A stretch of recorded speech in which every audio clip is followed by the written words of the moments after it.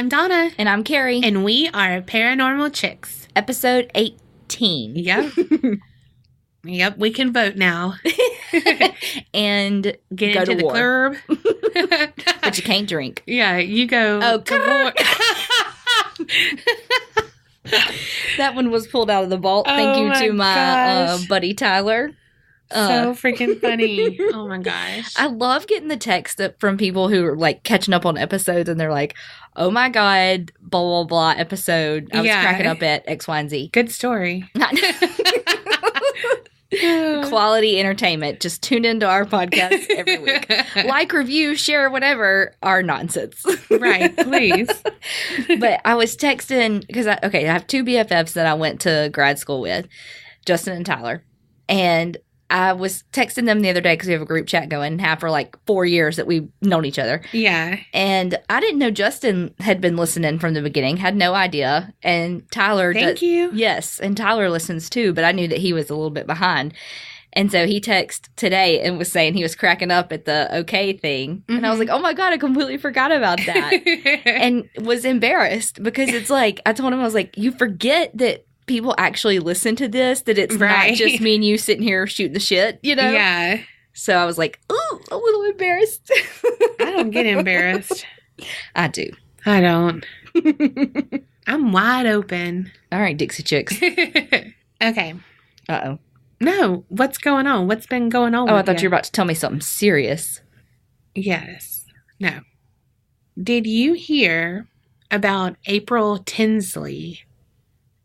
She was an 8-year-old who was murdered back in 1988, I believe. They never caught her killer. Mm-hmm. But DNA... No. They got that motherfucker. What? No. Yep. Isn't that crazy? Yes. Was it like a... It was a sad story. No, was it like an Ancestry DNA type thing that they caught? Yep. Damn. Like, they coming for you. I was going to say, motherfuckers better look out. Cause... Their butthole is puckered right now. They're being like, any of my fucking family... Like, you don't need to know who in your family is from Ireland or Africa or wherever you're trying to figure it out. Yeah. Have you seen the commercials now of it's like a really healthy guy like running upstairs and he's like, no. I used to be a chubby kid up until about 6th grade and blah, blah, blah. Like basically wanted to get because now I think it's the 23andMe. They do like a health thing and your ancestry. And so basically he was like, so I can know how to train better and boo. And it's like, okay. Okay, well, just look at your family. I mean, when you have to go to the doctor and fill out your family history, does no one else have a terrible family? I'm like, check. got this, had this. I'm like, I don't know the dates because they had it all the time. Like, I mean, since I was born, we've had shit go wrong. We are literally ticking time bombs. Yes. And I'm like, I don't need me to spit in a fucking thing to tell me that I'm a ticking time bomb. Yeah, need to lose weight. And yeah.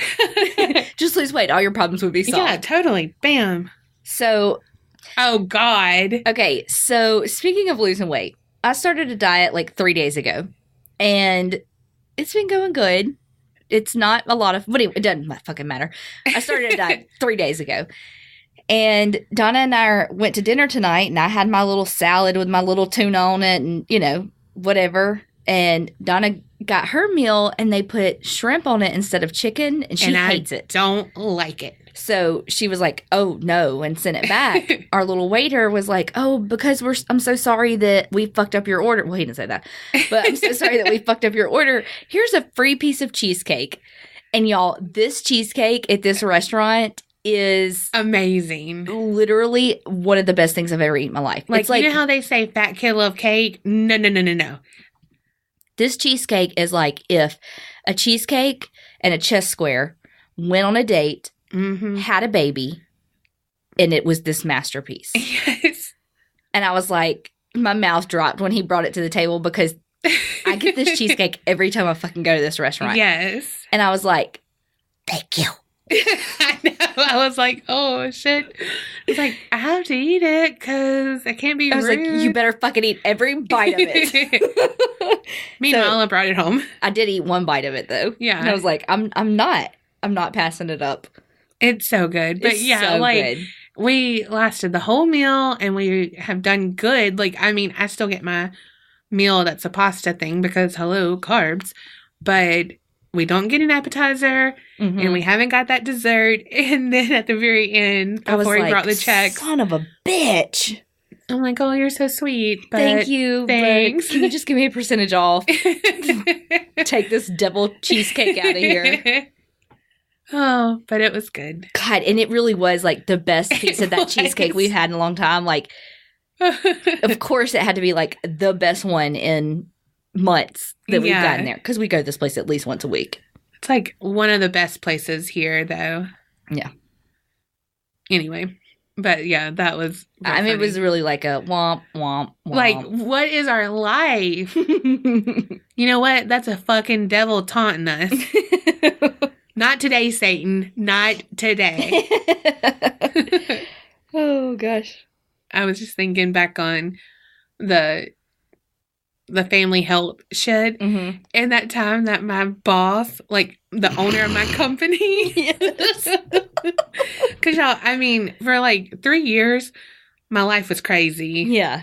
And so, like, a year ago, after 3 years of craziness, my boss, the owner of the company I work for, he called me for something, and I work remote, like, home, and so I don't see him all the time. You know, we're not, like, BFFs. We don't drink coffee together in the morning or anything. Around the water cooler. Yeah. He's, like, being nice at the end, and he's like, how's your mom? And I'm like, she passed, you know, and he's like, oh, well, it must have been your sister I'm thinking about. How is she? She passed too. And he was like, oh, I'm so sorry. Gotta go, bye. Yeah, bye. I'll give you a bonus check. Sorry. Sorry I triggered you. Oh, shit. I mean, it's just funny because, bless his heart, he was just trying to be nice. No, he was like, fuck. Yeah, he was please like, don't call HR. I know. I told my boss about it. I was like, this has just happened, and he died. Because it's just funny because, I mean, it's like 3 years ago, too. Yeah. Oh, gosh. So funny.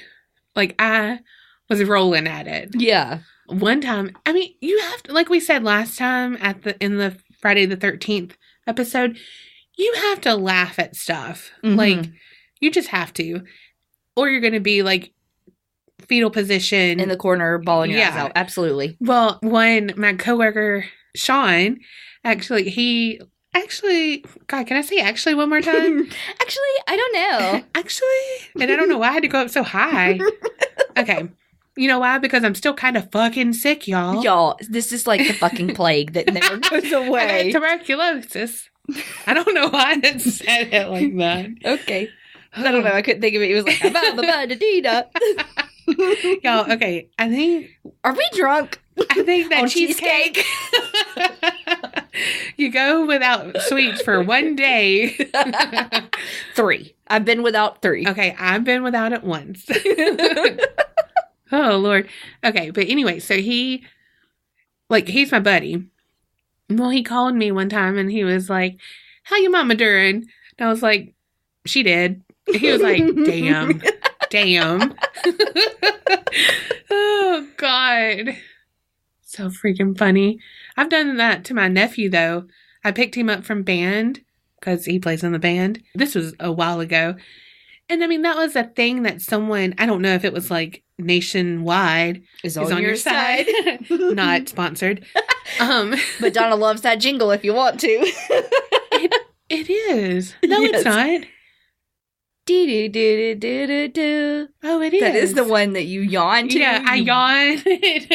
Damn, I was like, no, that's not who he's for. But yeah, sorry. I was trying to get State Farm some love, but never mind. That's a discount double check. Oh. That's the other football player. Damn. Hashtag I don't ever watch TV. Right? Just kidding, I do. Oh my God. Okay.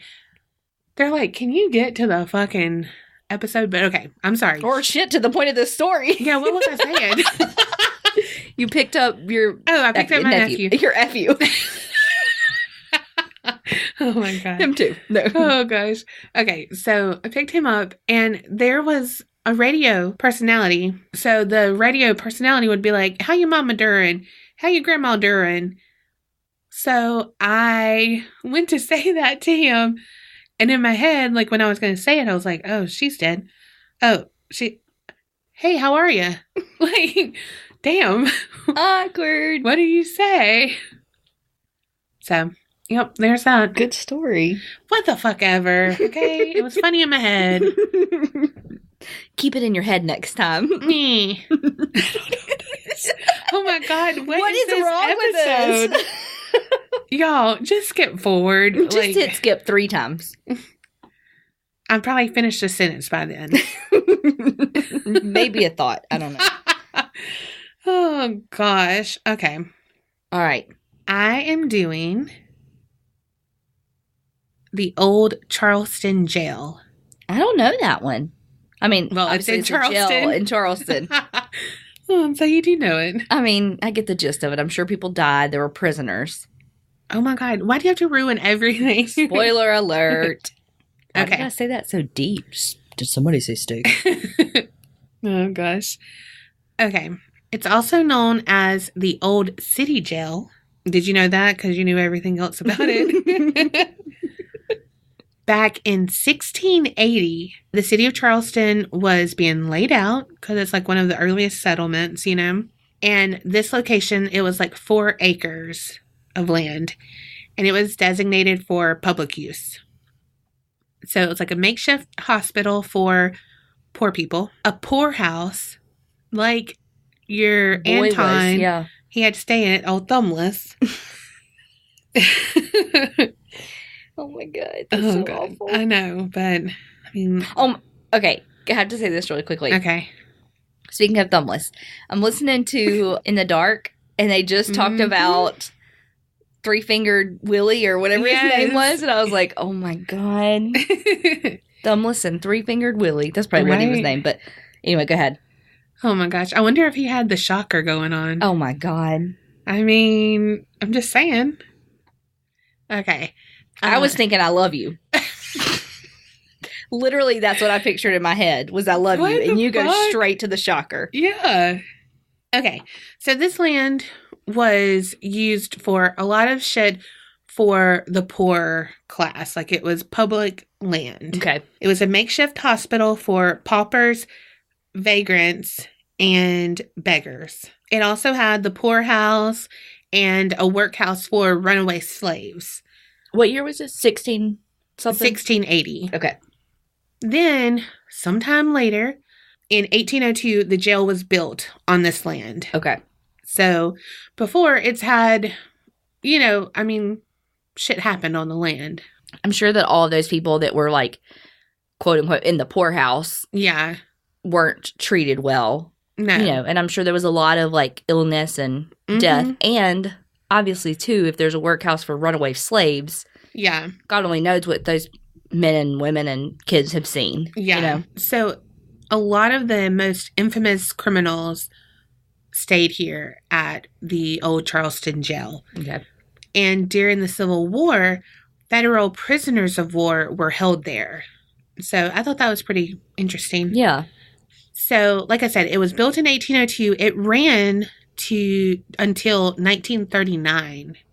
So that was a pretty long while. It had 4 stories, and it was topped with a 2-story octagonal tower. Is that how you say it? Octagonal is what I would say, but who knows? I don't know. It had 8 sides. Yeah. It goes through like where some shit happened to the thing, like an earthquake, blah, blah, blah, blah, blah. But whatever. So that's how it is. And it kind of looks like a castle, but like not Cinderella's castle, more like King Arthur's. Yeah, I was thinking like a Scottish castle. Yeah, kind of what I was picturing. Yeah, I mean it's almost like when you do sand castles, and it would have like those where they shoot the arrows and stuff, but like blocks. Okay, I mean you had it the first time, but I just had to keep going. Yes, but yeah, so that's what it looks like. And, normally prisons are, like, when you think about a prison, it's like Shawshank. It's sprawling and so big. This just looks like a house castle. It's just tall. Yeah. But that's it. Okay, so it was meant to only house 130 inmates. So, you can think about, that's not big. No. But it often held 300 people or more. Shit. Yeah. By all accounts, 10,000 people died in that jail. Holy during shit. the 211-year history. And only like 1,000 were from executions. Everything else was fighting or illness. Damn. Yeah. And like that many people in that close of quarters, like, can you imagine, like, just the infections that were rampant? Yeah, just wait. Like you. Right. Your tuberculosis that you're determined to give me. Criminals were kept separate from the non-offenders. I feel like that's like prisoners of war or someone who... Oh, okay. I was like, non-offenders? Why would they be in jail then? Okay. Yeah. So the criminals were punished with shackles, whippings, deprivation of food and water. Oh. Executions. This is how they were usually done. Burned at the stake. Branded. Drawn and quartered. I don't know what that means. Oh, yes, I do. Okay. Or having one's ear nailed to a post until the ear was finally sliced off. Usually used for horse thieves. That was an execution? Well, sorry. I only said execution, but I meant torture. Okay. Torture and executions. And then I was thinking, God, that seems like what happens on, like, King Arthur or whatever. But I'm like, fuck, this was a long time ago. Yeah. So, that's what happened. Okay. Also, how do you get...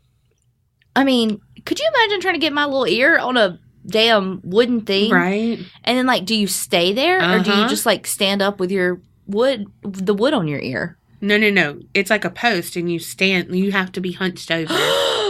Yeah. Oh my God. I would catch a cramp in my leg. And it's like nailed through your fucking ear. Fuck. Yeah. You were 21 before you got your damn ears pierced. Older than that. Here's one thing that I was like, oh, fuck. All of that torture, all of everything, I'm like, that's terrible. But it had something called iron glass. Okay? That means it was just iron bars on the window. Nothing else. So if it was hot, it was fucking hot. If it was cold, it was fucking cold. Damn. And it does get cold in Charleston. Like, it snows and shit there. Yeah. But can you imagine how hot? And people are packed in like sardines. Oh, it stinks. So, yeah, that disease and everything. Oh, yeah. Infection. Oh, yeah. And just, that drives people mad. Yes, absolutely. Which ensues more fights, which kills more people. And then yada, yada, yada. It's like, hello?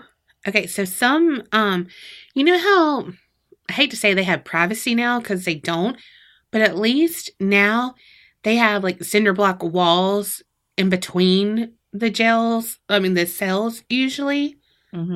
Right? Well, like, are you talking about like an individual cell with like a door? Well, not a door, but like... Are you thinking like Shawshank. Yeah. No, like Shawshank. Okay, so individual cells like that with a roommate. Yes, but they also have like in general population, it's just like bunk beds. Yeah. Okay, but like if you're thinking about, well, whatever. But I feel like they have more privacy now than these people were in like a chain link fence, basically, in like a cage that was 3 feet by 3 feet. How many people in one of those? Multiple people. Do they have beds? I don't know. I honestly don't know. 3 feet by 3 feet? 3 feet by 3 feet. That's tiny. Well, that's like on that witch dungeon museum that I went to in Salem. Yeah. The dungeon that they had the replica of. Like, they had the replica of like each of the different dungeons that people would be kept in, and one of them for people who didn't have any money because you had to pay to be able to be kept in the jail. God. And so if your family was poor too and they couldn't pay to get you a nicer cell, basically, it was literally the size of a coffin, like, but standing up. So basically that's what that is. Yeah. So it makes sense with the time, like, if it was... Well, that was their solitary. Yeah. Confinement was a coffin, basically. Shit. Mm-hmm. I cannot, like, that is maddening. Yeah. Well, and then I'm just like, God, being hot. I mean, well, it would be better to not have walls since you have no ventilation, no airflow. But it's like, fuck. Just always exposed. And it's hard because then you're like, well, don't do criminal shit. Yeah. But then also some people are in there and they're innocent. Yeah. And so they're suffering. And our justice system is fucked up now. Yeah. Back then, they're nailing your ear to a board for stealing a horse. Yeah. Ugh. Anyway, so it's just one of those things, like, It's like, oh my God, that's so inhumane. But then at the same time, I'm like, well, fuck, you killed somebody or whatever, so I don't know. It's just one of those things that I don't know where I stand. Well, I stand with basic human rights. Yeah. And a place to lay down, I'm not saying you got to have a fucking king-size bed, but you need a place to lay down. Yeah. You need a place to go to the bathroom. You need a place to do all of those without creating infections. You know what I mean? Yeah. I feel like it's hard because, yes, we're off on a fucking tangent. Imagine that. This is good. This tangent's going to piss some people off, too. Well. No, can you say it? I'm just saying it's probably going to. Well, I don't know. Because, again, I don't know where I stand. Like, I don't know. Yeah. But it's like, okay. I feel like prisons now don't rehabilitate or don't do a lot to rehabilitate. And so, because I'd say, yeah, basic human rights, because if you don't, there's no rehabilitation that you can do, and these people will be put back out into, society, and they've been an animal. And so then you're going to breed worse people, But at the same time, it's like... When you hear about inmates who are getting college educations while they're in there, and I'm sitting on so much student loan debt, it's like, are you kidding? Yeah. So I totally get what you're saying. Well, and I don't know. It's just like, yeah, basic human rights. But I know that if someone had murdered my mom, I'd be like, fuck no, they can sleep standing straight up. They didn't give her basic human rights when they, stabbed her 50 times or whatever, so I don't know. I'm just torn because then from doing this podcast and listening to true crime, then you're like, but these are people and it's, I don't know. It's just like a whole jumble mess because you see that people fuck up and then you see how shitty the justice system is. Yeah. And so how many people that are in there are actually innocent. And then they're created. Mm-hmm. Like, the monsters are created inside sometimes. How many stories, too, have we said, like, the killers that went to jail as kids, like, learned things of how to be better criminals? Mm-hmm. Like, I can't remember where I was listening to something, and it was talking about that, too, and, it was that serial killer book. And that book even referenced Ed Kemper as the example of him giving those psychological testing and learning how to be a better criminal from the testing that he was providing, I know. Oh, God, It's a touchy subject, I feel like, because you are talking about people's rights. Yeah. Human rights, and I don't know. Because you don't want to give them the opportunities that they wouldn't have been given on the outside because it's like a reward. But on the other hand, you want to give them those chances because if they are going to get out and they're not going to go back to crime, then we have to give them some sort of opportunity to succeed. If you truly want to look at it from a rehabilitation standpoint. Yeah. But on the other hand, when you have people who aren't committing these crimes that don't have those opportunities on the outside because of their socioeconomic status or what have you, then that's hard to wrap your head around. Again, and because what was that? What were we watching? What was it? And they were talking about these inmates who were getting college educations, and when they, and I'm like, I asked you, I was like, who's paying for that? Yeah. Because again, I have a fuck ton of student loans. And so it's like, again, my choice to go get the degree that I got and go to the school that I went to that had that tuition and all, but that's not fair either. Yeah. But on the other hand, how are they supposed to better themselves and be rehabilitated if we don't give them those opportunities? Yeah. So that's kind of the frame of mind where I am. Again, I think that people should be given the basic human rights of should be treated fairly, should be given food, nutritious, good food, should be given health care and all of those things. Mm-hmm.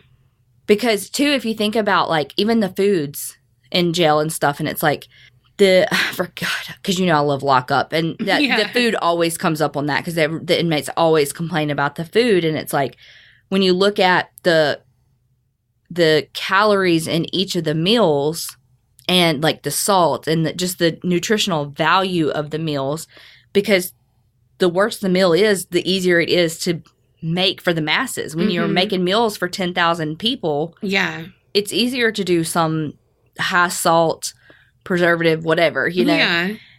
But that in turn can cost us, the taxpayers, more, because then you have more inmates who need to be on blood pressure medicine or have to go to doctor's visits or have to have surgeries and that sort of thing. And so when you're paying for their healthcare costs too, so again, it's a catch-22. It's a total catch-22 because somebody's not going to be happy. Yeah. The side of we need to take care of these inmates because they are people, but then the side of, well, they fucking committed a crime, and they shouldn't have the opportunities that I don't have when I didn't commit a crime. Yeah. So it's a really touchy subject, and I really hope we didn't offend anybody because... Oh my gosh, yeah, no, that's not what I want to do. But I'm interested to know what they think. But because, again, I really do feel like it's a hot button issue. Yeah, and I don't know. It's like I have no stance on it. Yeah. Honestly, because I'm so uneducated about it, but not uneducated about it. You know what I mean? Mm-hmm. I don't know. I have no experience. Yeah. Well, and it's like you hear stuff like the sheriff in Maricopa County that was like... Like in hot houses and... No, he had it, the tent city. Yeah. And so there were all of these inmates, if they were like in general population, they would be in tents outside. And people were like, oh my God, it's Arizona summers and all of this stuff. Yeah. And, his argument was our men and women who are in the armed forces or, or in the military are not... Yeah. These are the conditions that they're exposed to when they're in the Middle East. So why should people here who are in county lockup have better conditions than them? Yeah. That I totally get. But on the other hand, too, though, like how he made them all wear pink, like all the prison clothes were dyed pink and all of that. Yeah, like that is just degrading to me. Like that's psychologically torture. Yeah, I mean, like it's so small and insignificant. But on the other hand, it's like that's a little bit of an abuse of power. Like that's a little bit of like just a degrading thing to do to these people. You know? Like why? Why did you have to do that? Mm-hmm. It's like when I step over the line, when I say shit. Why do I have to do that? Yeah. I want to know y'all's opinion too. I don't know why I said y'all's weird, but I do want to know it. And again, please don't be offended by what I say because I'm stupid on this. But really, though, when you talk about it, you do play devil's advocate with yourself. Like you say something that's more of a, I don't know, like a hard-nosed kind of conservative view of it. And then you're like, and then you kind of say a more... Because I'm empathetic. Like, I'm empathetic to a fault. But then I'm also... No nonsense. Like, don't... Yeah. Yes, I hate... I'm okay at second chances, but then third chances, I don't give. Yeah. And so, I feel like maybe there should be, like a hierarchy. If you come to jail or prison 4 times, by this time, you're in a smaller cell, you're in blah, blah, blah, or whatever. I don't know. Or maybe if you're doing life because you've, done mass murders. Yeah. Maybe you should be in a smaller cell and I don't know. Yeah. Because they're not being rehabilitated. Like, There's no even, yeah. Yeah, like, why? Why? They shouldn't be able to go to college because why? Yeah, it's not like they can get a job with that degree. Yeah. I mean, if they're in for life, I mean. Well, meanwhile, Ed Kemper does do the reading stuff. I guess he doesn't have to have a degree. Never mind. But doesn't he? Didn't you say that? Uh-huh. But I don't know. So it's just like maybe that. I don't know. Well, and two, and I think about like one of the prisons here has because I've been to, I had to do like a tour of it for school one time, and there's no air, no AC in there, and it's like I also think about the corrections officers, because they're working in those environments and making shit money. I mean, God bless them. Like below shit. I mean, it's really bad what they're paid. Like they're paid less than a police officer. They're paid shit. And they're paid shit, yeah. And so it's like, they have to deal with the same conditions that the inmates do, and they don't make any money. So, it's like, so you don't want to make the conditions so bad for the inmates that the poor guards are, it's awful for them, because that's a hard job to keep, and you can see, you can see why a corrections officer could get wrapped up in a scheme to like bring inmates stuff in and all of that because they make no fucking money. They have no incentive to not skirt the system, because if they can make bringing in one pack of cigarettes what they make in a month, then they're going to bring in some cigarettes. They're like, it's just cigarettes, They may not be bringing in like drugs, but they're still bringing in contraband, and it's like that one cross the line then makes it easier and easier and easier to keep crossing the line. But then also, too, cigarettes are such power there that could be a domino effect of... No, that's what I'm saying. Yeah, it seems so insignificant, though, because you're like, well, it's just cigarettes. It's not... I mean, and that's just an example. You're like, I'm not bringing them in cocaine. Yeah. But on the other hand... I mean, people get shanked for cigarettes. Girl, yeah. So I don't, oh God. Like, so seeing this, and like when I watch Wentworth and stuff, it angers me of how they're treated and blah, blah, blah. But then when I think about real life scenarios, I get mad when I think about people who have contraband in their cells and they're living it up, and it's like, I don't have a PlayStation 3. Like, how do you have a PlayStation 3? Yeah. And I will say, your life should not be better in jail than it is out of jail. Yeah. You know what I mean? Now, I do get that there are situations in which people are homeless or, that sort of thing, and they don't have a place to sleep and get food and all of that. And so then, jail's going to be better for them. But as far as, like, the extracurricular stuff, it should not be better. But, and then, okay, so she likes lockup, but we watched, I think on A&E or something, where they went into the jail. What was that called? 60 Days In. Yeah. And it was like normal people went undercover inside, and they were like inmates for 60 days, hence the name. But they saw like, oh shit, these mattresses are super thin. Blah, blah, blah, blah, blah. And I'm like, God, that sucks. These people are in there, having to deal with this. And like, just the living conditions. It was just so gross. And toxic, too, in that, when you didn't get into good sleep that night because your mattress was so terrible. And then you were starving, but the food was disgusting. Or, it's just these little things that add up to these boiling points. Exactly. Which is what causes riots and fights and those types of things, which endangers the corrections officers, which endangers the inmates, which leads to stories like yours. You know? Yeah. Which we haven't even got to. I know that was the longest tangent. We'll like shorten our stories up a little bit. I feel like. Yeah. Well, other people said they like our long episodes. So true. Here you go. Here's one for you. We haven't had one that was like super long.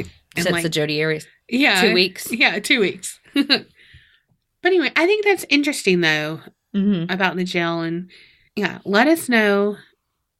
I know we've said this a lot, but like, let us know because I would love to be more educated and enlightened. Oh my gosh, especially could you imagine if somebody listening works as a corrections officer or a police officer? Yeah. Hit us up. Especially if you're single. I love a man in uniform. So, yeah. Okay. It says, in some rooms, prisoners were locked in cages barely the size of a person's body, packed in like sardines. Disease was rampant. Tortures continued. Rapes of both women and men because it was co-ed. It was co-ed? Well, sorry. I mean, yes, but they weren't always like together, but I mean, it was co-ed. But yeah, rapes of both women and men were common. The building never had running water. Yeah. Like, what? Did anywhere, though, in 18 whatever? I don't know. Okay, so Kerri just looked it up and she still doesn't know. Some stuff said, like, the late 1600s, some places were starting to get it. But then some stuff was like, even in 1850, no houses in blah, blah, blah had running water, Yeah. So I don't know. Okay. So, like I said, they had the most infamous criminals in this terrible jail. Mm-hmm. One couple that's pretty infamous is John and Lavinia Fisher. She is actually known as America's first female serial killer. Some other inmates were the last of the high sea pirates. Oh. Yeah, because they're right there on the water and it was like full of commerce and stuff. But it's like, oh my God, pirates. And they were jailed there while they waited hanging.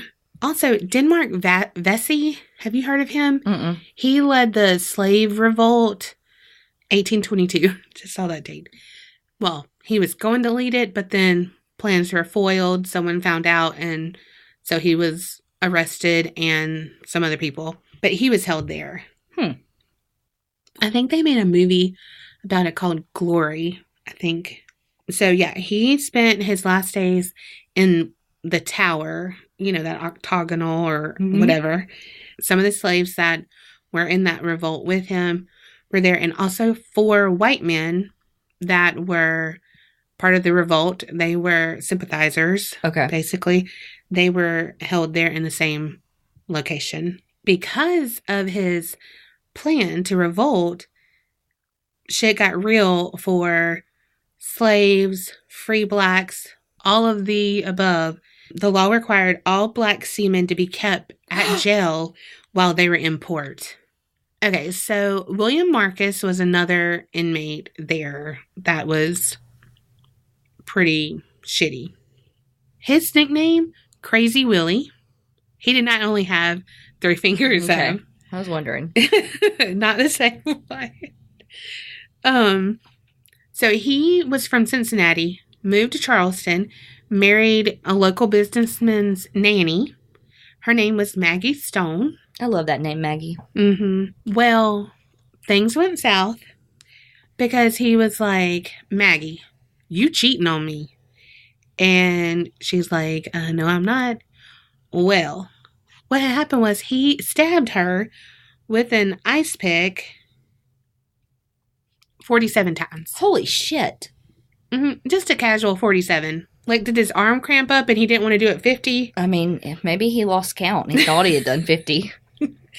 I mean, whoa. And he dumped her body in the sea at Folly Beach, 11 miles from downtown Charleston. Dang.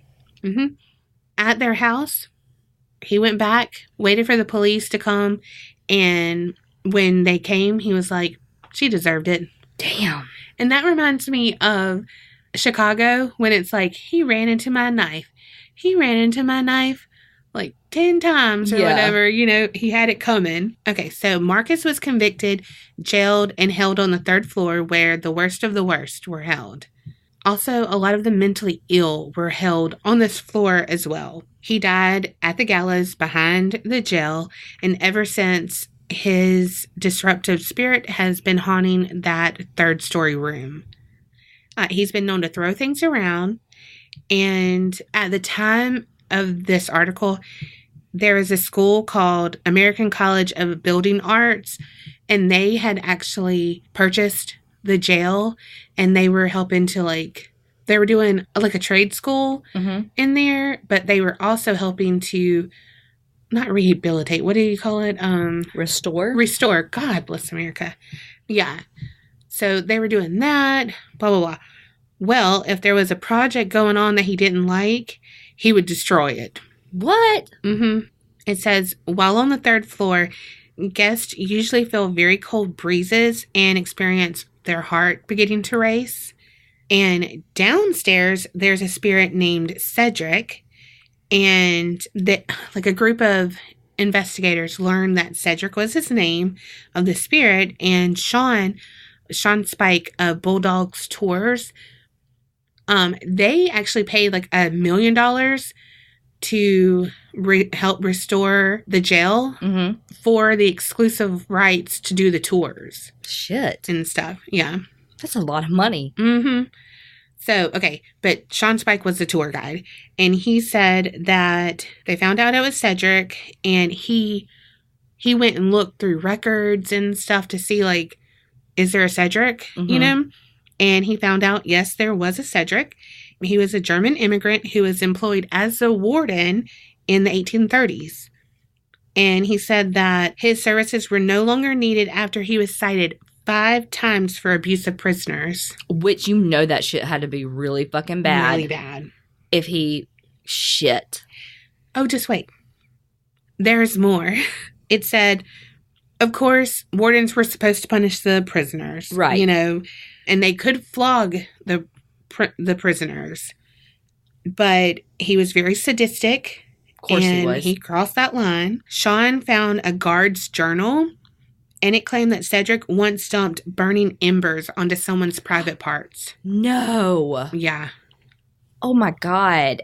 Ouch. Right? Sean said he is the most violent spirit that they have in that jail. Do we know, was he killed there, or is his spirit just there? I don't know. It didn't say. Okay. I want to learn why certain spirits go to certain places. Like, why would you stay in a jail? Like, that would be the worst. I know. One time, there was a former Bulldog tour guide, and he encountered Cedric on the ground floor. And it was like, once is all he needed to encounter Cedric. And he said he felt like an intense cold spot, like to the bone, chilled. He felt someone grab his shoulder, like, forcefully, and he heard like a voice right by his ear and told him to get out. And he was like, you know what? Peace. I will. I'm like, you right. Okay. Thanks for the recommendation. I will. Yeah. So now about Lavinia Fisher. So according to the legend, Lavinia was very attractive. She had a way with men. Get it, girl. Yeah, she was a hustler. She had a husband, and he, of course, was smitten with her, too, you know. They ran the 6 Mile House, which was located 6 miles out of Charleston. I mean... That's, clever. Yeah. Really good SEO. Yeah. Okay, so travelers heading in and out, they would stay there. And so it was like a bed and breakfast. Well, Lavinia would bring men into her parlor, and she'd be like, would you like a spot of tea? I mean, she wasn't British. I don't know why. But I don't know why she wasn't. I mean, whatever. I don't know that was British. Okay, so. It probably wasn't, okay? Okay. She would be like, do you want some tea? Cheerio. Just kidding. And they'd be like, yeah, sure. And she'd like lean over, show them her cleavage while she's pouring it. I mean, I'm sure. And she'd be like, oh, do you have money? Like, what are you doing? Where you been? Blah, blah, blah. How your mama doing? And then they'd be like, oh, yeah, I have money. And she's like, oh, I love jewelry. Then she'd like lean over, you know. With her supple breast. Yes. So really, like, she'd be like, oh, I love jewelry. Blah, blah, blah, blah, blah, you know. And they're like, uh-huh. Then they'd get really sleepy. Because if they did say they had some money, and they did say, you know, like... Yeah. oh, I've been traveling. No one knows where I am. Yeah. All the shit that you should not say. Right. They say. Well, she has some little oleander leaves that, of course, are poisonous. And there they go. And they're like, oh, I'm kind of groggy. And they're like, hey, John, come, let's help him get into bed. And then a few minutes later, John pulls a trap door thing. And so the bed falls down into a pit. What? Mm-hmm. Damn, that's fancy. Right. Okay. And clever. I mean, it's awful, but it's fucking clever. Right. People who, like, do crimes like that are so fucking smart sometimes. And I'm like, just harness it to, like, create a new invention or something. Right. I mean, maybe we have Murphy beds from them. Oh, damn. That's so smart. Was Just that their kidding. last name? No, Just kidding. it's Fisher. We got catfish from them. That's what we got. Damn. One night, well, when it says John would finish him off if the fall didn't kill him or the poison didn't kill him, relieve the corpse of all the valuables, and he would put the bed back and dispose of the body. Damn. Be like, oh, just doing some house cleaning. No worries. Don't mind me going up the stairs with a bed. Just kidding. He Okay. probably had like a rope and pulley or something. Right. Okay. So one evening, a fellow by the name of John People stopped over. She took him to her parlor and offered him some tea. And he didn't really like tea, but he was like, okay, didn't want to be mean. Yeah, she's beautiful. Doesn't want to hurt her feelings. Yeah. And I mean, he wanted to see her probably bend over. But when she had her back turned, he actually poured the tea out into a plant. Yeah.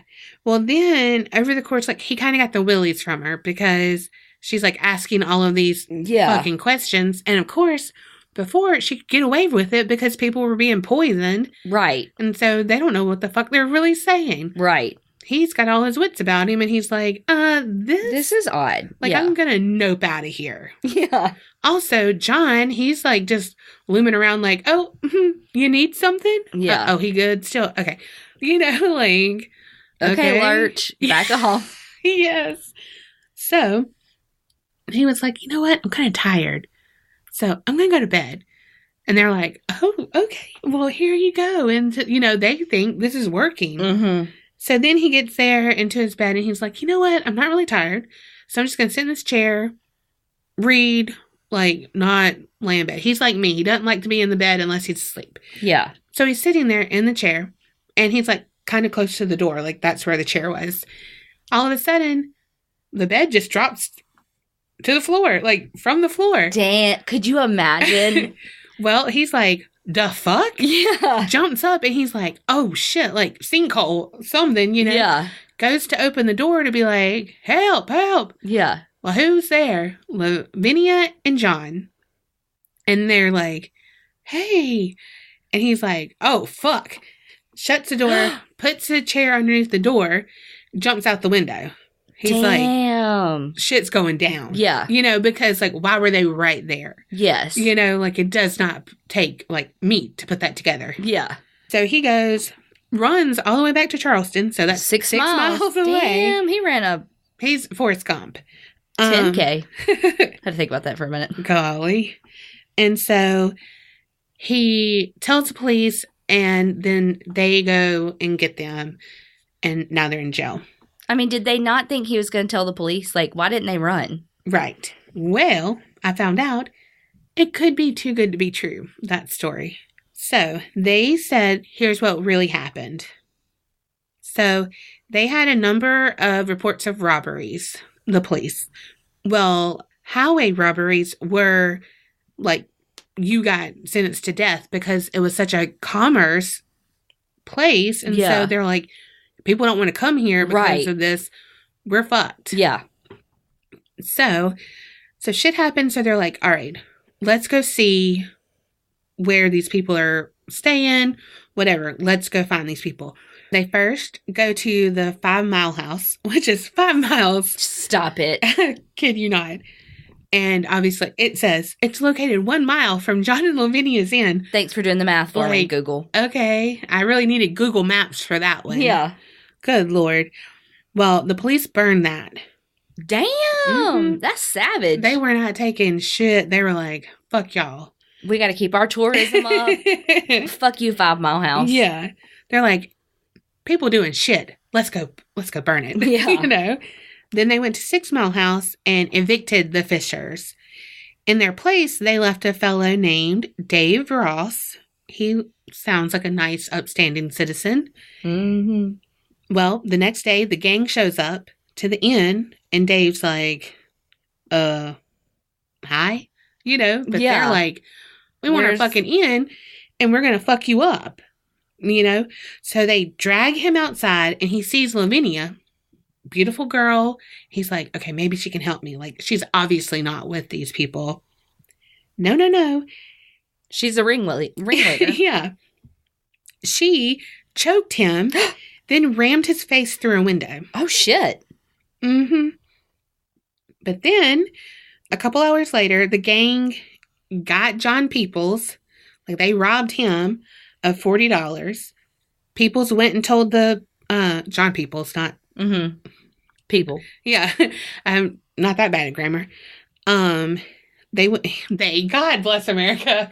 He went and told the police. And Dave Ross was like, he telling the truth. Like, holy fuck, she fucked me up. Yeah. You know? So they got charged with highway robbery, which means death. Dun, dun, dun. So since they were married, they were kept on the upper floor in a room together. They nearly escaped. John actually escaped, but Lavinia couldn't get all the way out. Probably because she had to wear a damn dress. Right? What? So John, being loyal and being wooed by her, were like, what? Not were. God bless America. He was like, all right, get me, put me back up in there. Yeah. You know? Fuck that. I'm like, no sex is that good. No. Boy, go get you some mac and cheese. It's just as good. Oh, God. You sounded like Cindy from Thing. Orange is the New Black. Yeah. She's my favorite. Okay, so in South Carolina at the time, married women could not be killed, executed. Are we listening to The Handmaid's Tale? Right? However, so Lavinia was like, you know, like, can't kill me. But the judge was like, au contraire, we gonna kill your husband first, and then you'll be a widow, and we'll fucking kill your ass. Damn. Savage. Damn. So she was like, fuck. Oh, fuck. You know? Probably, like, pulled her bra and was like, fuck it. Like, I'm done. Damn. But, savage. But she wasn't done. So, John, he went to the gallows peacefully, was like, whatever. But just as they were about to pull the hatch, he was like, I'm innocent. But bam, he did. So, a little bit later, you know, she's got to be a widow. It was her turn. It said that she wore a white wedding dress. Oh, God. Because she was hoping that her beauty and, like, that people would take pity on her, i.e. a man, and be like, hold on, I'll marry her. Like, I feel like all I can think about is the Hunger Games when she's like, I'll volunteer as tribute or whatever. Like, never saw it. What? Never saw it. How are we friends? I don't know. Okay, so no man stood up and whatever. So when she realized that, oh fuck, I'm gonna die, she was like, fuck all y'all, like going crazy, you know, like, yeah, being hysterical. And they were probably like, a typical woman, because you know how these men were. So they had to drag her up to the gallows, kicking and screaming. It said the crowd stood shocked in silence while she cut short one curse after another and ended with a volley of shrieks. Damn. Yeah. And it said that her last words before she died was, if you have a message you want to send to hell, give it to me and I'll carry it. Another version said, it says, If any of you have a message to give to the devil, give it to me quick. I'm about to meet him. Damn. I mean, she knew where she was going. Shit. But, like, how, like, creepy is that, though? Like, Yeah. So that's your lasting thing. This woman wore a fucking white wedding dress to die. And then she's like, peace out, homies. Give me your email because, like, I'm going to talk to El Diablo for you. So, in 2011, Ghost Adventures. Damn. Always. All right, Josh. Zach. Zach. You better know my boo-boo name. Zach. Yes. Okay. With a Z-A-K. Oh, of course. He edgy, girl. He edgy. He's in his bedazzled jeans. Yes. I like make that joke quote. Let me do air quotes around joke every single time we talk about him. Because that's really all I know about him. Mm-hmm. I put him in there. Like, I have my bedazzler. Doom, doom, doom. And my caboodle. So, 2011, my boo was there and they investigated. And so they were asking Lavinia, like, who did you go talk to? Are you here? You know, the whole spiel. And in response, she said, the devil. Damn. And so they're like, skirt. Lavinia, did you just say the devil? And she said, yeah. What the fuck? Right? Crazy. Just yeah. I mean, I'd be like, tell the devil, don't come get me. She's a woman of few words. Oh, God. So, some other spirits roam. There's a young boy who was shot accidentally by one of the wardens. Okay, so there's reports like heavy doors that slam, objects that move, some that even disappear, voices in empty rooms. One investigation team, they saw a shadowy humanoid figure, which we know is shadow people. Mm-hmm. It was traveling down one of the corridors and then vanished, which I never want to see a fucking shadow person. Me neither. They sound so creepy. Right? No, thank you. Because, you know, you're like, is that something? No, that's, oh, fuck, that's something. Yeah. And then it's either gone or, like, on you. Yeah, I'll pass. Yeah. Anything that says humanoid, no thanks. Yeah. Mm-mm. Orbs are all over the place, of course. People have heard chains dragging on the floor. Oh, God. It's like, oh, no. A lot of people say they see the ghost of Lavinia Fisher in her white dress. She will scream. She will scratch. She's a bitch. Okay, so during a renovation in 2000, the Y2K, the building was locked for months and sealed off because of lead paint contamination. But when they opened it, they saw like bare footprints on the floor. What? Like in the dust. Oh my God. Yeah. And then one of the workers saw an apparition of a jailer with a rifle on the third floor. He passed through the bars, heading towards him, and then vanished. Holy shit. I would have been like, oh, no, I'm out. Or could have been the lead paint. Right? They've heard sounds of the dumbwaiter passing through the floors. It's not in working condition. Yeah. So about the things that disappear, in 2006, a woman's ring vanished from, she was wearing it and then she wasn't. They couldn't find it. And then a man's handkerchief that was like a personal thing to him, probably like his father's or something. It vanished in June of 2006 and none of them could find it in the jail. And again, it's a big jail, but like the handkerchief, I feel like should have been easier to find than a ring. Maybe. Yeah. I guess because I'm picturing like a handkerchief being like more of a bandana kind of thing and not like a white. No, to me, those two things coming up missing, or those are easy to explain away. Yeah, true. Because I didn't even think though about no glass. Mm-hmm. You know, so if they were close to the window or something. Especially the handkerchief, but the other, like, did it fall down a grate or is it? Yeah, you know, I mean, true. I get you on that.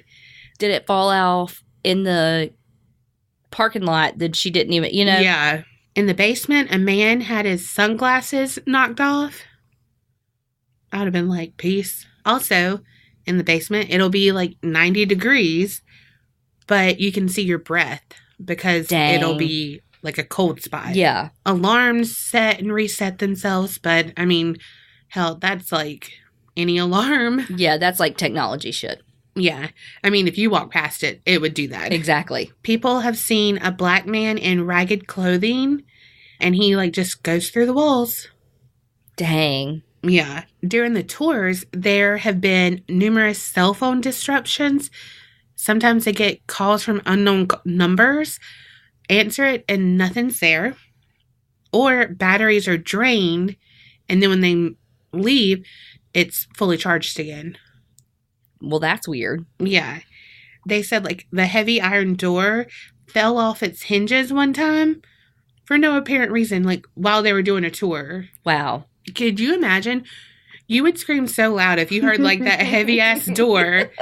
Like, oh, my gosh. There's this torture contraption called the crane of pain, which I'll talk about in a minute.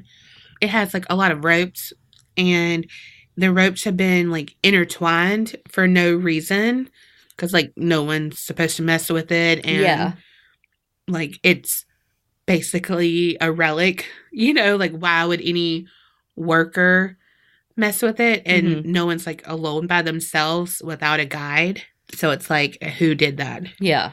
Oh, a Charleston police, he investigated in 2006, an alarm went off. He found the back door open, so he went in, gun, like, ready, you know, gun drawn.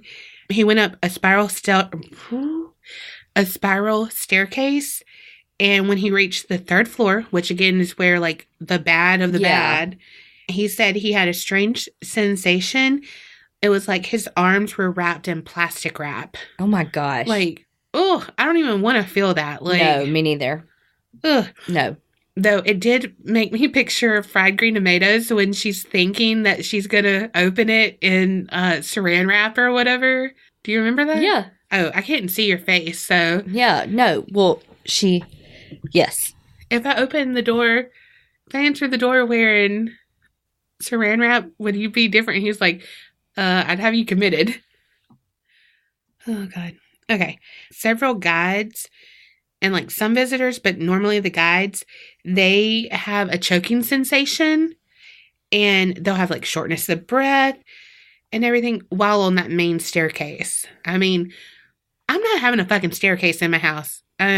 Too much shit happens on staircases. Yeah, like, Meanwhile, though, let's be honest, I'd be out of breath on the stairs, too. True. I'd be like, oh, I'm choking. Oh, never mind. It's not a ghost. I'm just fat. Also, they become queasy and complain of foul odor. Again, could be someone doing that. Absolutely. One guide felt a rope snake around her ankles, but nothing was there. Ooh. Ooh, no. That's how I feel about a cat weaving it out of my legs. You're so funny. Oh, God. I love that. Ugh. Even though I'm allergic, so there's that. Numerous visitors have been pushed or shoved. Hopefully not on the staircase, but, I mean, who knows? There was a rogue owl that came in. I was about to say the owl did it. I have a picture of this, but there's an original wheelchair from the 1820s. And it's, you know, I mean, it's in a jail cell. It's creepy because it's old as fuck. Yeah. And you know, they just look creepy. Yeah. Like, in any fashion of the way, like, they're creepy. The back of the chair and the armrest, they get dusty. As does, like, the very back of the seat. But, like, where your butt would be doesn't get dusty. What? Mm-hmm. And suddenly, I mean, and sometimes it turns suddenly during the tours. So it's like someone is sitting in it. Yeah. I found this story on some forum, and it was by Austin. And he said that him and his mom went to the jail, and it was about 25, 30 people there, and they were standing kind of in a U shape. But then he felt he was by the doorway. He felt like a breeze, and he's like, there's no breeze, though. And his mom felt it, too, because they kind of looked at each other, but were like, okay. But then it was, like, cold. It got colder. And he said, like, looking around, No one else was really feeling like it was hot as fuck, and then it was cold. Yeah. But then he said like he could feel the air being cold and moving around him, but it was definitely coming from the hall. And he said that he could feel it on certain parts of his body at certain times. So like it was moving. Yeah. He said that he asked the guide, is there any ventilation? Like, is there something else going on? And he said there was none. And he said it felt like someone walking at a slow pace in one solid mass. Like, no, I don't want to feel that. No, thank you. Though, if I was in a hot-ass thing, I'd be like, all right, come walk through me because I'm hot. Yeah. Just come stand by me. Yes. FYE, Beyond the Grave, it's a blog by Harper Richards. And on March 14th, 2016, she went to the Charleston jail. Obviously, I don't know why I keep saying that because, duh. She said their bulldog tour guide was Stephen Beard. So she said that they learned that the preferred method of execution was by a contraption called the jerker. And it said the condemned man stood on the ground inside the double compartmented gallows shed.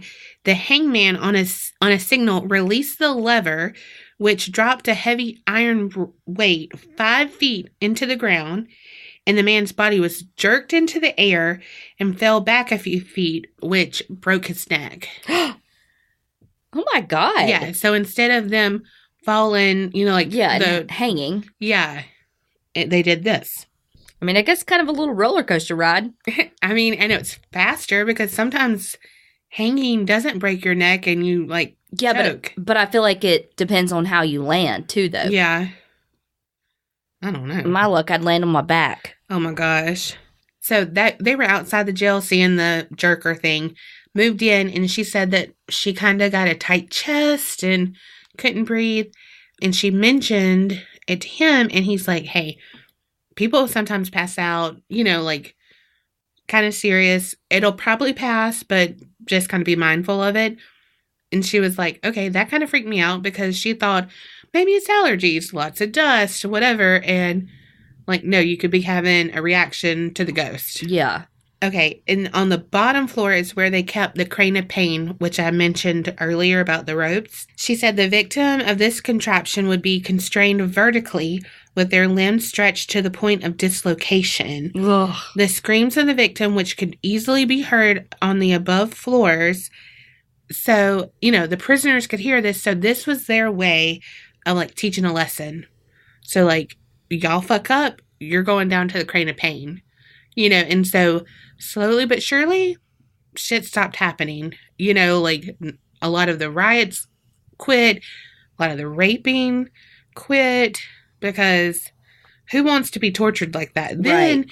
To go back up into where you're like a sardine in the heat, with, Right after you just been pulled limb from limb. Yeah.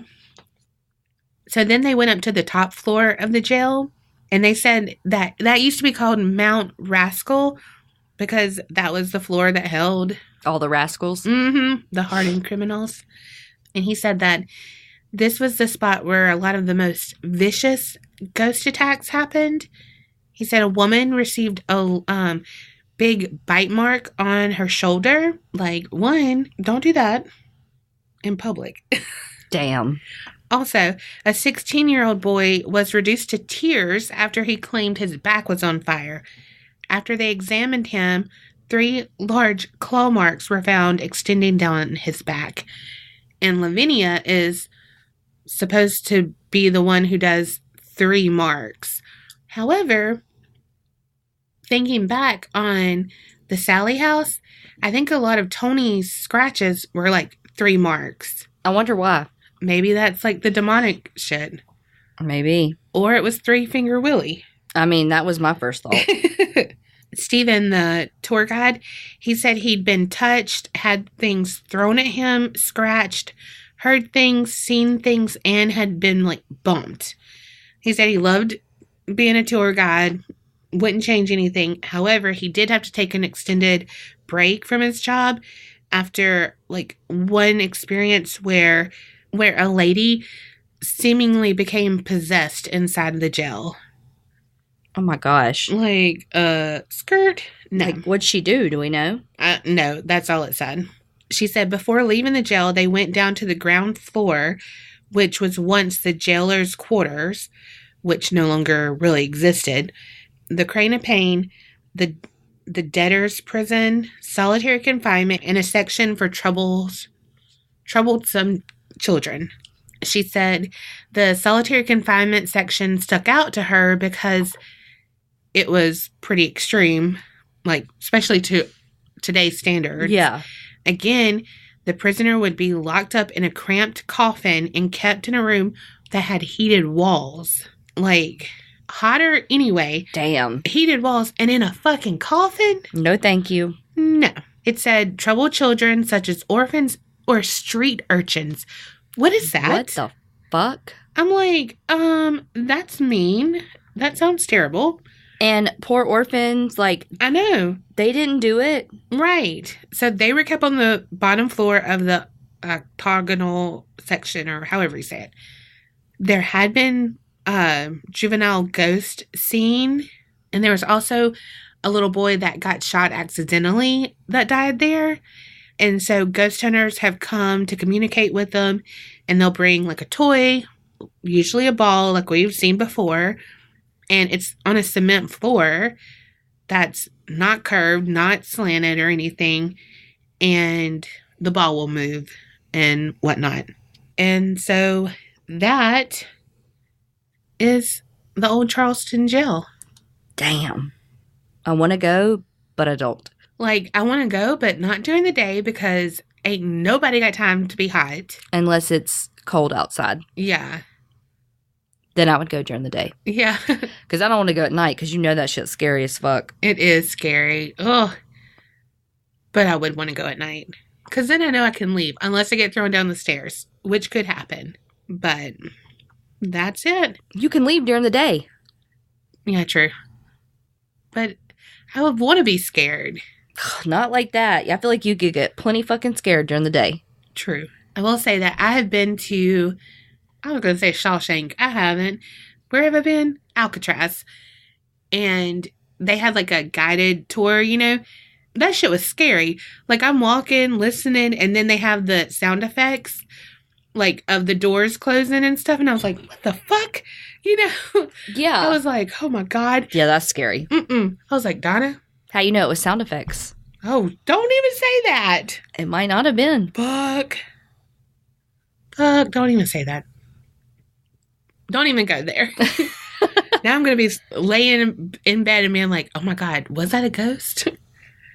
But anyway, so I think what's even scarier than the haunting, though, is what happened before. Which is always the case. Yeah, always. I mean, though, don't get me wrong. If I went there and something happened, I'd been like, fuck. Yeah. But sitting here in the comfort of my home, the past was way scarier. Right. But that just shows you that trouble, torment, torture usually leads, 99% of the time, leads to a fucking haunting. Mm-hmm. Or a serial killer. Okay. Per your request, Oh. I did a stalking / kidnapping. Oh, both of my requests. Yes. Because apparently I love things with S's. I don't know what I was going to say. Like, it sounds bad that I'm requesting these things. Can you please tell me how to be a better stalker and kidnapper?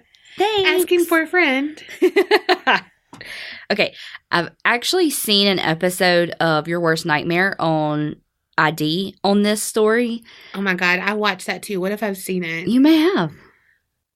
You could add to his story. Okay. I mean, we're going to get to the point where you've heard. I don't wanna. Oh, Go God. ahead. Okay. So it is about the kidnapping and stalking of Mary Stauffer. Is she of the Stauffer, like lasagna? No, because it's stovetop? No, it's Stauffer. Oh, like Stauffer? That's probably right. Are you hungry? Hold, please. Someone's on a diet and someone's hungry. Okay, so she's right. It's Mary Stauffer. Stauffer. Dang, I wanted some lasagna. Beef stroganoff. I don't know, something. Man, hamburger helper. Oh, that's about the only thing I can cook. Oh. Okay, so Mary Stauffer. Mary. She was born June 20th in 1943. And when she was 16, she met her husband, Irving. They graduated college in 1965. She had a degree in math with a minor in music. And her husband attended seminary school. And then they were missionaries in the Philippines. Oh, wow. I have not heard of this at all. Okay. They had 2 kids, Elizabeth, who went by Beth, and Stephen. So they had gone to the Philippines and I think had been there for a little while. And they had moved back to the States just for like a short period of time. Mm-hmm. And they were about to leave to go back to the Philippines for another 4-year hitch. Yeah, that. This is the episode that Donna's actually right on stuff. I feel like that's all episodes. But okay, so they were supposed to leave again on May 21st of 1980. They were mostly packed up. This was about 4 days before.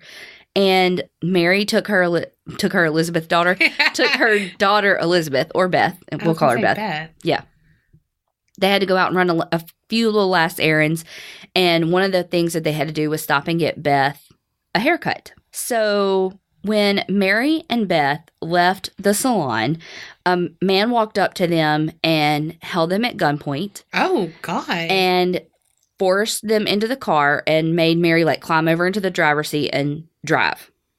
And so they drove for a little while, and Mary kept saying like, because they're missionaries, and so she kept being like, we're Christians, we'll help you, like we don't have to report this, like we will help you, what do you need, blah blah blah. And he's like, just drive. And so Mary drove to like a secluded area. Oh gosh. Because he told her to. Yeah. And then he made her get out, and Elizabeth. He tied them up and put them both in the trunk of Mary's car. Oh my God. So they're in the back of in the trunk, and so he starts driving off. Well, Mary and Elizabeth are in the back, like, because Beth was 8 years old at the time. Okay? Oh, little baby. Yes. And so they were making noises in the back in the trunk because they were praying. Mary was trying to keep Beth calm, and so they were praying. And so he stopped the car and was like, shut the fuck up, like be quiet or I'm going to kill you both kind of thing. And so they kept praying and kept praying. And so when he stopped too, he put duct tape over their mouths because like, he was like, people can hear you, blah, blah, blah. So they're like trying to loosen their straps and stuff. And one thing says that Mary actually got some of Beth's, like the duct tape and some of her restraints. Yes, off of her wrist. But then some stuff said that Beth was actually the one that was able to do it. But either way, Beth was kind of partially freed. And then, so again, they stopped again in this kind of park area for a second time. And so again, they stopped because he was tired of them making the noises, and he was threatening to like put the spare tire on them and just like, because they're making noise. He's like, shut the fuck up. Well, while they're stopped, because they stopped in like this park area, a young boy comes up to the car and is like, hey, what's going on? And like the guy throws him in the trunk with them and like shuts him in. And then he drove off to a secluded area, removed the boy from the trunk, and beat him to death with a metal rod. Oh, no. And left him in the park. Oh, gosh. So the boy that came up to see what was like, hey, what's going on? His name was Jason Wilkman. And he was 6 years old. 6 years old? I know. Like, why did he kill him? So, okay. He could have just dumped him somewhere that he's 6 years old. I know. So Jason Wilkman had he was playing in the park with another little boy when he disappeared. And his friend and him were both kind of walking up to the car to see what was up, but Jason was the one that got closer, so his friend really saw everything. And ran home and was bawling, crying, somebody took Jason. 6 years old. Yes. And so the kid was able to give some really good description of the car. Mm-hmm. And so about that time, as the kid was being discovered that he had been missing, Mary's family was kind of putting the pieces together that they were missing. Mm-hmm. And so when the kid told them all about the car that was used to kidnap Jason, they were like, wait, I think that's Mary's car. Oh, and so they were starting to put the pieces together of, okay, something bad happened. We think maybe he was kidnapped with them, but that's also, that's weird. Yeah. How did that happen? So Mary and Beth are driven to this man's house. He gets them out. They're blindfolded, and they're shackled and kind of chained together. And so he walks them inside. And then opens Does he have a garage door? A garage that he's... I don't know. It's 1980. No, I'm just trying to think you could have. I'm just trying to think, how does he get him in shackled and blindfolded? He must have a garage. Yeah, sorry. I have to picture shit. Oy vey. This is the most detail I've ever given. And you're I need more. Gosh. I don't like detail. No. So he takes him into the house and opens this tiny bedroom closet and throws him in there. And once they were in the closet, they were able to take their blindfolds off. And Mary says that she got the feeling that the closet was had been prepared for them. Oh, fuck. She said, obviously they survived because I'm telling you, she's telling us about the closet.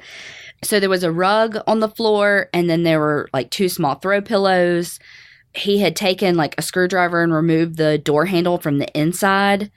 And so they were just locked in this 21-inch wide closet that's 4 feet long. When he was putting them in the closet, Mary realized oh shit, he knows me, because he called her Miss Stauffer. What?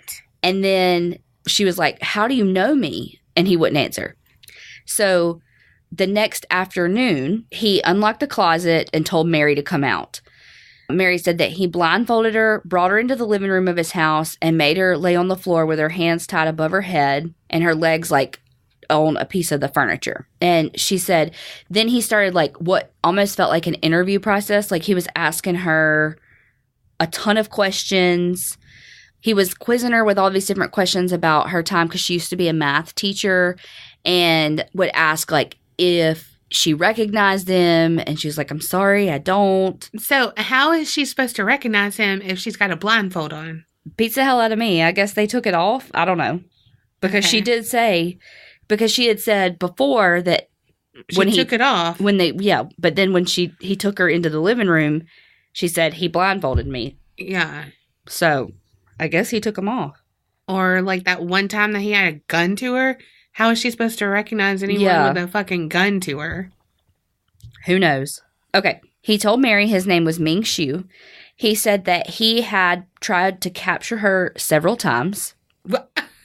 Once he tried to break into her house using a blowtorch. Holy fuck. And they found that. He tried to essentially blowtorch the hinges off of their front door. And they found it. But just replaced it and went on with their lives. Yeah. There was another. I feel he's one of those people that put way too much thought into that, mm-hmm. and then fucked it up, because it's this would be ingenious. This is how you do it. And then it's oh. So basically he's me every time I get an outfit in my head, and I'm yes. This would be the best outfit. And I put it on. I'm why do I look like an Oompa Loompa? Yes. Oh, God. So he said that 2 days before the kidnapping, well, he didn't say this. But 2 days before the kidnapping, Mary woke up at 4 a.m. because she heard a noise in the living room. And so she went to check it, like, see, like, what the fuck is this? Yeah. And she saw that there was a man standing outside her living room window. Oh, my gosh. Well, that was him. Holy fuck. She ran to get her husband, but, like, when they, like, got back there was nobody there. Well, Ming told her, yeah, that was me. Wow. Yeah. He would later say that he actually attempted to, like, kidnap her or, like, get into their house 3 times. Mm-hmm. Because they lived at, I think it was Bethel University, like, in apartments at the university. Mm-hmm. Because he was, I think her husband was a professor there maybe, but they did, like, all the missionary work and all that. So that's where they lived. Well, Ming went into the basement below their apartment because I guess they were like on the first floor in the basement, and went to where their bedroom is and, like, drilled a hole above, like, underneath their bed so he could, like, hear them talking and stuff. Oh, that's creepy. That is such a violation. Like, oh my I mean, gosh. of all the things we're going to talk about today, the fact that bothered me the most is, well, not the most, but one of the most is pretty stupid, but that is such a violation. Because then you're thinking, shit, now I have to check underneath my bed. Because why would you? Yeah. Oh, well, if he did that in my house, he'd be like, because of all the dust, but whatever. Be like, serves you right, honey. Now you have asbestosis in your lungs. Oh my gosh, that's funny. Mary said that, like, other things that he said during kind of this interview process where he was, like, spilling his beans, you know, about everything he had done. She said that clearly he had been stalking them for a little while because he knew that Beth had a little makeup Barbie that stayed on her dresser in her room. Oh my gosh. He knew that they had... I totally had that too. Did you? It was the head. Oh, yeah. Mm-hmm. And the shoulders. Like, yes. It was what is that? A bust. Yeah. So is me finding words, a bust. But thanks for being the sound effects. She said that he even knew that they had a son named Steve.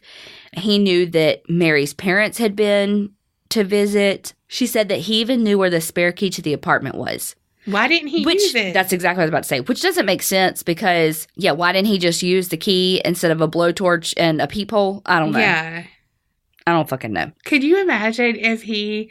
Like, okay, so if he drilled it and he, like, it was a peephole, right? Like, all the way through. What if he got, like, a long stick and, like, just poked underneath the bed? You know what I mean? I'd be like, what the fuck was that? Then I would be like, our house is fucking haunted. Yeah. You know, like, because, again, you wouldn't see the hole. No, because, I mean, it's, like, under... I mean... Yeah, even if you're like, oh, God, something's under the bed. And you look, you wouldn't see it. You're not going to think about that. You're going to be looking for something, not something, like, in the floor. Yeah. Oh, my gosh. I mean... oh, my God, sorry. Now I just pictured, you know, those telescopes or whatever. Yes. And it's like... like, in a submarine or whatever. Yeah. I just try to think about if someone actually, like, spied on me like that... The shit that they would see me do. Oh, my God. When they'd be like, this girl's nasty. Right? Because people are nasty. You know what I mean? Yeah, like, when you're by yourself. Oh, my gosh. One time, okay, so sometimes I keep my phone in my bra. And I was huffing and puffing, getting groceries, unloading groceries and stuff. And I heard something. And I had called, I think, Kerri. I think so. And I was like, hello? Because, you know, like when you're by yourself and you're doing something, you're just like, oh, God, you know, and just like, and you just let yourself breathe heavy and not care and whatever. And I was like, oh, God, like I felt so fucking small. Yeah. Like, oh, my God. Like, you've seen the real me, you know, but it's just, when you're alone, you let yourself do stuff you would never do. Yeah. Well, besides us, because we're gross together anyway. When you've been friends this long. Yeah. But, oh my God. Well, one, he'd be like, who's she talking to? Why is no one answering her? Why does this girl always sleep? Is what he would say to me. Is that all she does? He'd be like, can you stop watching Never Been Kissed and Ever After? I'm tired of this fucking show. He's like, damn, I'm glad this girl likes ID. I'm getting some good ideas. He's taking notes down there. Okay. Oh, next time, don't use the blowtorch. Use the key. Oh my gosh.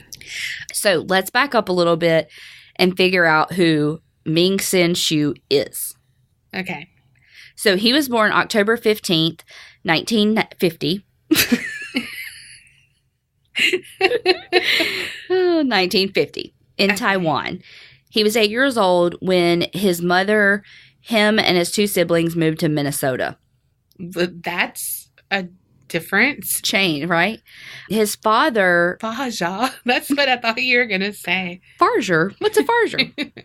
His father was a professor at the University of Minnesota. Like, that's how they got into Minnesota. His father actually died 3 years after they got there. But one thing interesting about his father, this is what I wrote. His father created a forest thing to understand the resources in the forest. Real detailed.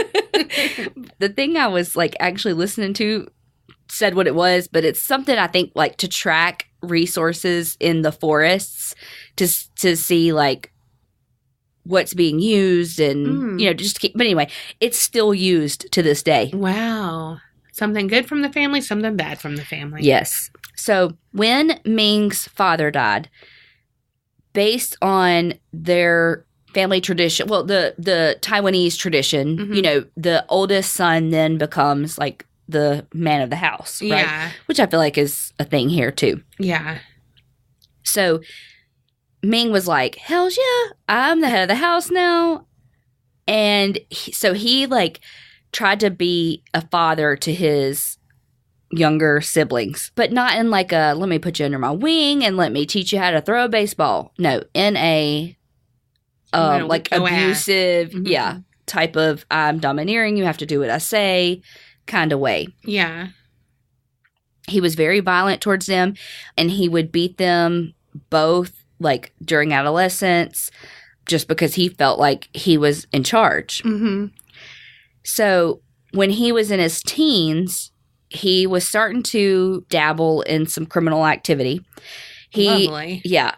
He was, I think he was working at some apartments. I think he was kind of like a maintenance, maybe? Yeah, like a fix-it Felix kind of thing. So the reason why he, like, was in the apartments, had access to me is kind of fuzzy because he was only 14. But, like, one thing said that he, again, was like a maintenance type man there. He worked off the books. Yeah, maybe. But anyway, so he set fire to 3 people's apartments. What the fuck? Yes. He's not dabbling. He's throwing himself right up into that shit. I know. And then, like, he would, like, throw rocks at people's cars, which motherfucker. I totally did that one time when I was a kid, and they stopped and, like, started backing up, and we fucking ran. Why are you like that? Just one time, and then it scared the shit out of me, and I never did it again. Well, good. Could you imagine if I was an adult? I mean, well, I am one now, but that's what they say. But, like, if a kid did that to me, I would be like, that motherfucker. Girl. I don't even think I hit it. I was probably like 5. Should we cut that out? No, that's funny. You're a terrible person kind of way. If a kid did that to me now, like, I don't know what I would do. But I don't either, honestly. What would you do? You'd probably be like, what the fuck was that? What'd I just run over? Well, one, I'd probably, if, like, I was in your neighborhood, I'd stop the car. And I'd probably have some kind of shit because, you know, my back seat's always got some kind of shit up in it. Like, something. Throw a shoe at him or something. Yes. Hit him in their fucking throat and be like, you fucking kid. Learn your lesson. I'm doing society a favor. I know someone like you and he fucking kidnapped somebody. They'd be like, ma'am, you need to back away. For Ming's punishment for the arson, he was just ordered to participate in psychotherapy. Oh, okay. Yeah. Ming's mom said that he was a really difficult child because he was like uncontrollable. He always had to be right. I'm like, damn, is she describing my childhood? Well, apparently so.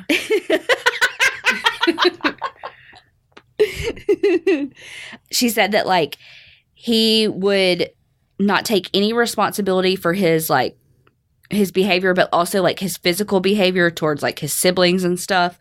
And so it made her feel really fearful to him. Mm-hmm. Well, now what I'm about to tell you will make you understand why she was fearful. Oh, God. I don't actually know all the details to this as to whether or not like the mom truly knew this, but so when he, like after his dad died and all, he snuck into his mom's bedroom, Mm-hmm.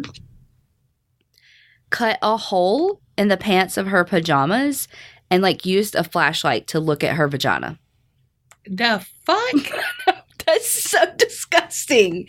Like, of all the things on this planet. Like, what? How was she asleep? I thought the same thing. Look, when I was a kid, if I like walked into my parents' room, mom would wake up and be like, what's wrong? Yeah. You know? Yeah. Beats the fuck out of me. I can't go get a midnight snack without someone hearing me. I know. Probably she took like 4 sleeping pills and was like, fuck these kids. Yeah, because she's like, I got 3 of these all by my fucking self now. Yeah. Meanwhile, Edward Scissorhands down there. Like, Oh like my how God. big of a fucking hole was it? I mean, because if it's like a small one, what you seeing? And I don't know. I mean, whatever. But wow. Yeah, I wish y'all could have seen her face. She was giving me like the Britney Spears gift meets, you know, the kid that's trying to make the decision between like the big old kid, poor little baby, and he's like trying to make the decision between the 2 ice cream things in his hand. You were like, if those 2 gifts had a baby, that was your face. Like, I can't understand that. I can't either. It's fucking weird. He's odd. Okay. What do you do, though? See, this is, again, number 25,000 million trillion why I don't need kids. Because what do you do? Like, how do you control that? Because, you know, if it's like, a you kid... gotta sleep? and if it's a kid that's like 5, 4, I don't fucking know. 3, 2, 1. You know, you talk about boundaries and these, you know, these... Blah, but I mean, like, for things. him. But I'm saying, yeah, that's what I'm saying. But for a teenager... Like, he's setting fire to shit. He's throwing you rocks fucking at send him to people. juvie and there's no going back. I mean, like, I don't know. Because there's... For someone like this, I really, truly, I don't feel like there's any rehabilitating. So, like, goes back to our conversation earlier. Like, even if you sent him to juvie... Yeah, it's not going to do anything. It's not going to do anything. He's going to be worse. Yes. Because he's going to thrive in that. And it's like, but what do you do? Because you can't live in this torture. Right. And you have your kids to think about. Who he is already, like, being violent towards. You know, the other kids and stuff. And so I don't know. And I think that show Evil Lives Here does a really good job of highlighting like the torture that it is for the family to figure out how to operate and control people with these types of behaviors. And because there is no way. Like, how do you? I don't fucking know. Like, dope him up give him lots of Benadryl. Be like, you want a applesauce? That's what I always had to take my medicine with. Damn. Because I couldn't swallow pills until I was like 13. When I was a kid, the doctor told my parents, like, I can't even remember how old I was, maybe 6 or 7, to start practicing getting Red Hots and just swallowing those. So that's how I learned how to swallow pills. Really? Uh-huh. And there went your candy addiction. Or pill addiction. No. I'm just kidding. Sort of. No, I really am. No, I really am. Oh, gosh. Okay. So from 1965 to 1966, Ming attended Alexander Ramsey High School. So that is where he met Mary. She was his ninth grade math teacher, and he had a crush on her. Damn. Yeah, he later said, like, that he carried a torch. He loved that fire. He did.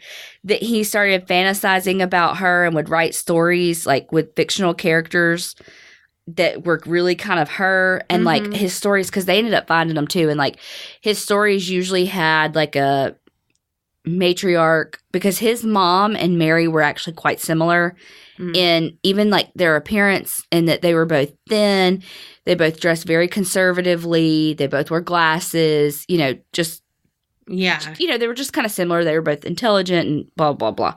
So in these stories that he wrote, it usually had a female, like Mary or his mom, and there would be basically like a sexual encounter with him in the story where sometimes it was consensual, mostly it was rape or gang rapes, and that he would do on them? Yes. Okay. Kidnap them or like hold them hostage basically and like make them kind of his like sex slave and stuff in the fantasies.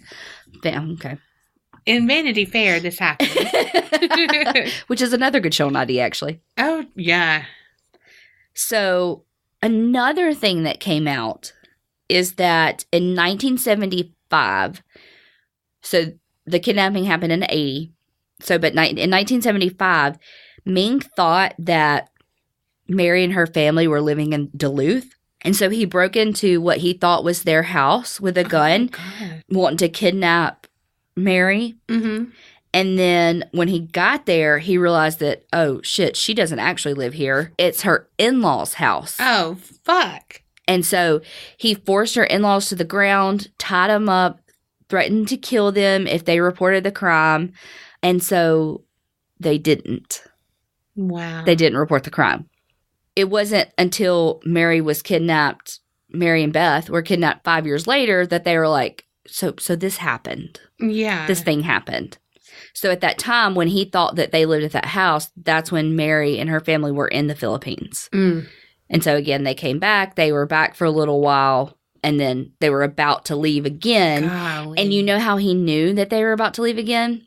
There was a newspaper article about them, and that they had, you know, the school and all of that too. So golly, that's how he knew that they were back, and that's how they knew that he knew they were going to leave again. So were they in the car when he got them, or were they outside of the car? They were outside walking to the car. Okay. And he was walking up to them and held a gun up and was like, get in the fucking car and drive.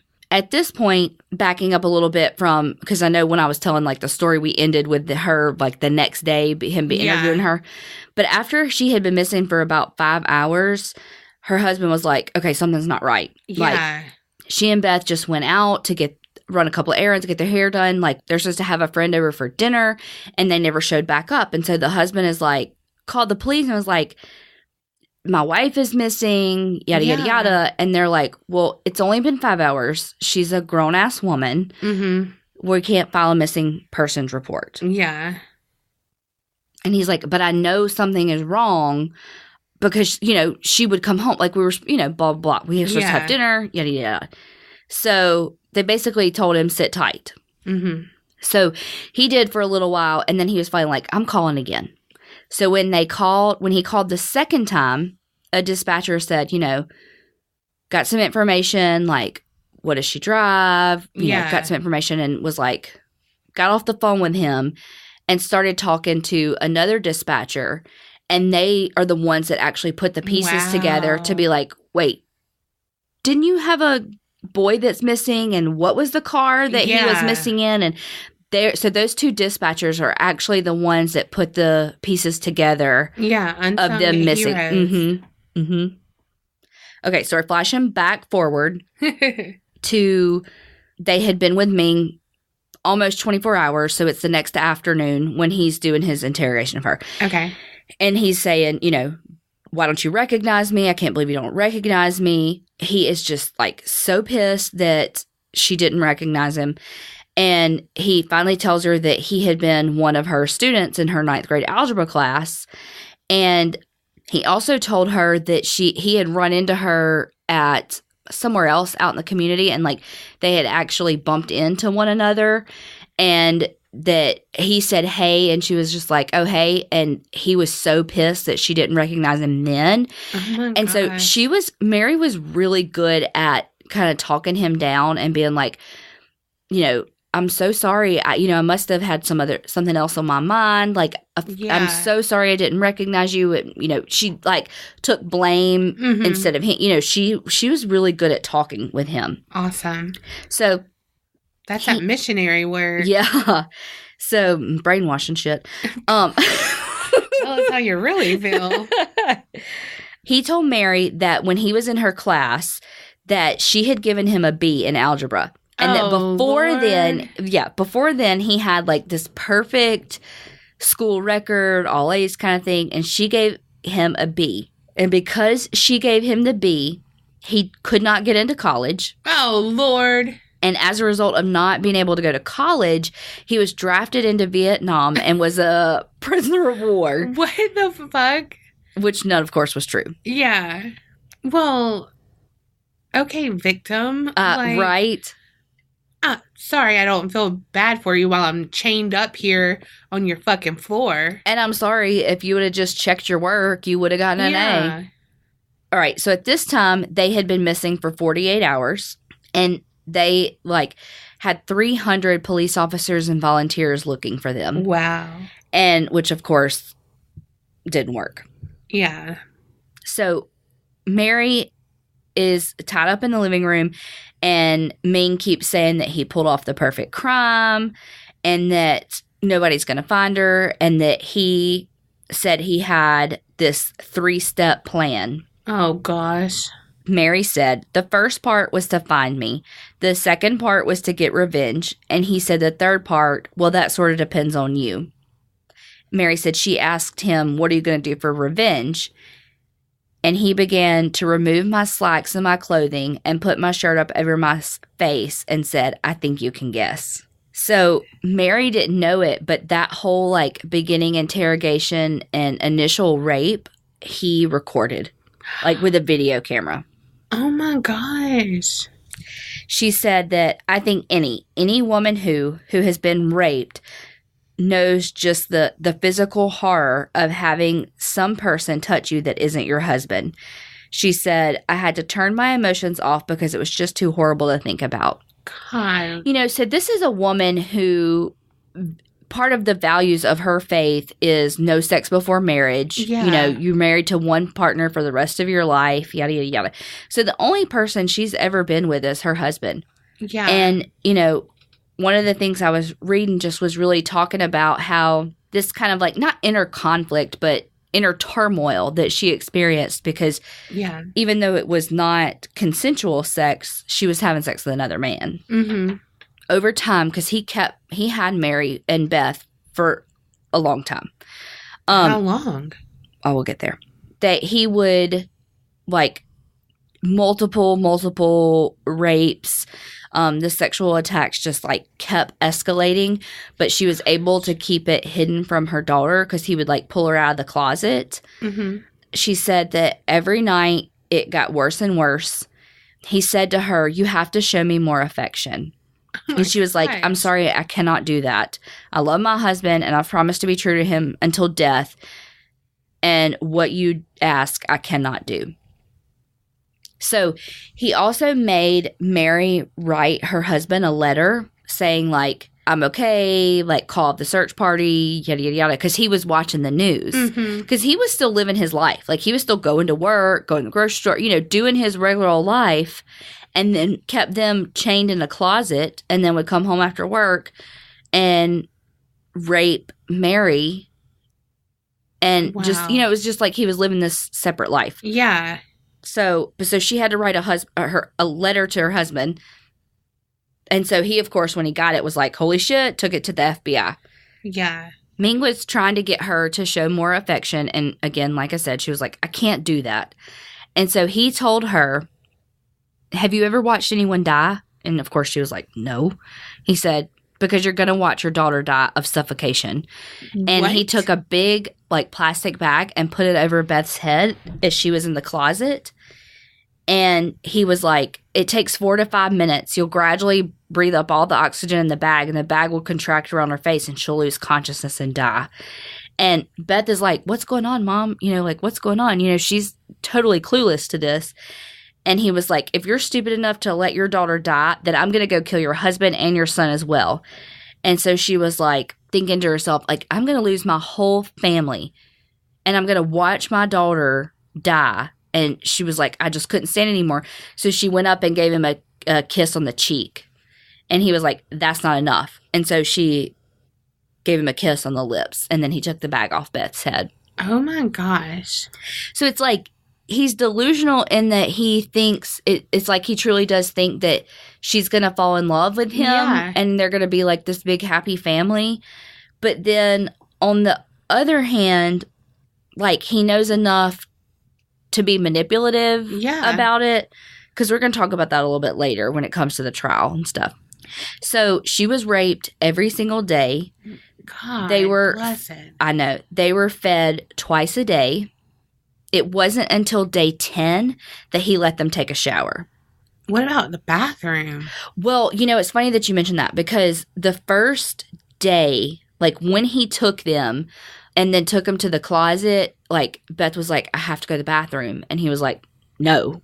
And so she ended up urinating on herself. And that's really all I found about that, or that I know about that. But I know that at the beginning, she had trouble. And you know what's crazy is that, like, it wasn't until day 10 that they got to take a shower, and they had on the same clothes for a long time. God. And so whenever I heard that about, like, and read that about when they were able to get different clothing, I was like, so she was in urine soaked and dried pants and underwear? Like, oh my gosh. So I don't know.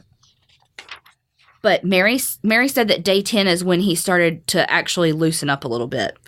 She said that sometimes that they would just have completely normal conversations. They would talk about the Bible. They'd talk about God. They just talk about normal things.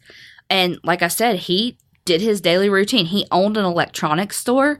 He'd go to work, come home, you know, did everything he needed to do.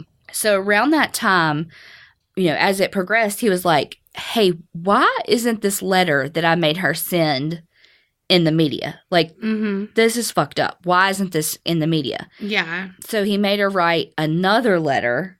And, like, when he had her write the letter, he got not really stationery, but some sort of, like, notebook that she had in her purse and made her write it on that. And, like, once she wrote it, he would, like, put gloves on, take the letter from her, and then make her rewrite it. Like, she would have to write it on something else, and then he would make sure there was no, like, coded messages in it, and then he would make her write it on her notepad, take it from her, read it again to check for coded messages, and then have her, like, put it in an envelope and all, and then he would take the envelope, like, with his, like, so he wouldn't leave any fingerprints. Yeah. And he did that process both times. So on day 23, Ming took Mary and Beth on, like, this really weird road trip. He was like, I have to do the road trip to Chicago for, like, a business conference type thing. And so he was like, y'all are going to come with me. And so he rented an RV and, like, locked them up, you know, with the little cables and chains and all. And he would put, like, a jacket over their head and walk them out to the Winnebago, to the RV. And so he has to, like you said, I don't know if it was just always in the cover of night, or if he really did have, like, a carport or a garage or something where nobody could see. Yeah. Because they were going on this trip, he was like, Mary, y'all need some more clothes. And so he took Mary clothes shopping with him so that he could get more clothes for them to go to Chicago. They used Mary's, like, traveler's checks to buy the clothes. Wow. Yeah. And so this was, like, on their way. This was in Madison, Wisconsin that they stopped to get the clothes. They, like, stopped at a Sears and then stopped at a Kmart for groceries, like, all these things. But he was basically like, I'm going to kill Beth if you say anything to anybody kind of thing. So they were in Chicago for 5 days. And while they were there, he had her call like the Baptist Union to see if like her husband had left for the Philippines. Why would he leave without her? Beats the fuck out of me. So, I mean, Ming made her call. Yeah. Yeah, I mean, I know it's not her. Yeah. But like in his head, oh, okay, they're just going to leave their sister, daughter, and mother, wife. Yeah. Like. So she called I think it was the Baptist Union. I don't know. They could be Methodist. I don't fucking know. And she was talking to this guy that like coordinates their mission work. Mm-hmm. And he was like, I'm not sure, kind of who is this? Mm-hmm. And about that time, like a car like almost hit a pedestrian or something, something happened like in the environment around them. Mm-hmm. And Ming got distracted and like turned to see what it was. And she like whispered and she's like, it's Mary, I've been kidnapped kind of thing. And the guy didn't hear her. Fuck. So it's like one of those missed opportunities, Yes. On June 16th, he like walked Beth down to a payphone and let her call her dad for Father's Day. Wow. And like there was I actually listened to a recording of this. Oh my gosh. Like you can hear her? Yeah. Because so at that point, the manhunt for them or the search for them was like cold. There was nothing. And so they had especially because he had gotten those letters and stuff, they had their house phone tapped. And so Case File, the podcast, did an episode on this. I know. They did an episode on this. And so that was actually where I heard that call. Oh my And so she was like, hey, Dad, happy Father's Day. And he's like, are you okay? And she's like, I'm okay. And he like asked to talk he was like, can I talk to the man? And she was like, I have to go. And like he hung up. Again, Ming had this like idea that they were this little happy family. Like he brought crayons and board games and like paper and stuff for Beth to play with. And then like in the evenings when he got home from work, he would like sit at the table and play cards with Beth while Mary cooked dinner. Wow. He had been giving them like really shitty food. And so Mary started playing his game and to get like better treatment and all of that. And she would be like, Beth is a growing girl. Like she's a kid. She needs more nutritious food. You need to start buying more like fruits and vegetables and stuff. And so that's when he kind of started giving them a little more freedom in the house because she started cooking and all of that. Mm-hmm. Mary also noticed that she heard somebody under them, like somebody like living in the basement or something. Wow. Well, it actually ended up being his brother. Oh, shit. And his brother, so Ming told his brother, like, you can stay downstairs, but you can only go to the kitchen. You can't go to any other rooms in the house anymore. So his brother basically like lived in the basement and only could use the kitchen. Wow. And his brother heard them up there, but thought that Ming just had a girlfriend because he was like, I noticed the house was clean all of a sudden and Ming was not a clean person. And like you could tell that the kitchen had been cleaned and cooked in and, all these things. Yeah. And he was like, I mean, I knew that, like, he thought it was weird. Like, he said to one of his friends, like, this is so fucked up. Who in the hell would date Ming? Yeah. But clearly he's got a girlfriend, so okay. Yeah. At the beginning of July, the brother moved out. And so Ming, again, had been getting more comfortable. And so he decided to take them out of the closet and let them go into this room. So on day 53. Good gosh. Yeah. Mary had kind of been, she'd really been holding out hope that he was going to let him go. And he found out that I think maybe the lease to his house was coming up. I thought he owned it, but I guess it may have been a lease. But for some reason he needed to move out of his house. Mm-hmm. And so he was like, that RV thing was kind of fun. Let me call this guy and see, like, if I can rent it long term. And the guy was like, yeah, you can rent it for a year. And he was like, gosh. okay, let's do that. And so he was going to rent this long-term RV. And so Mary's like, holy shit, we're never going to get out. Like, he's not letting us go. Right. And so all this is happening right as, you know, they're getting to kind of move about more in the house. He's becoming a little more trusting. They're able to be in a room instead of a closet. Yeah. And so Mary is just praying. And she was saying that she was praying just like she did every single morning. But that morning she was like, you know, Lord, if there's a way to escape, let me see it. Yeah. And she said that she just her eyes just kept being drawn to these hinges on the door. And she realized that the hinge pin and the cable that she was like hooked to were never connected. And so she realized that she could lift her and Beth's chains or whatever, cable, whatever it is, over that door thing to like and get out. And so she said when she grabbed that little pin to like pull it out, she was like, it was like it was greased. It was like meant to be pulled out. The door like tilted from the top and they just were able, she was like, she realized like, oh my God, this is it. Like, we're getting out of this room. Yeah. And so she rushes to the phone and they had gone out for July 4th. Like because he is so fucking ballsy. They had gone out to some July 4th, some shit that you do for that. And a police car passed by and he was like, if you go to that police car, like, I think they were anyway, he was like, I'm going to kill Beth. Oh my god. But what she did was she memorized the phone number on the car because this was before 911. Oh my god. And so she memorized that number on the car.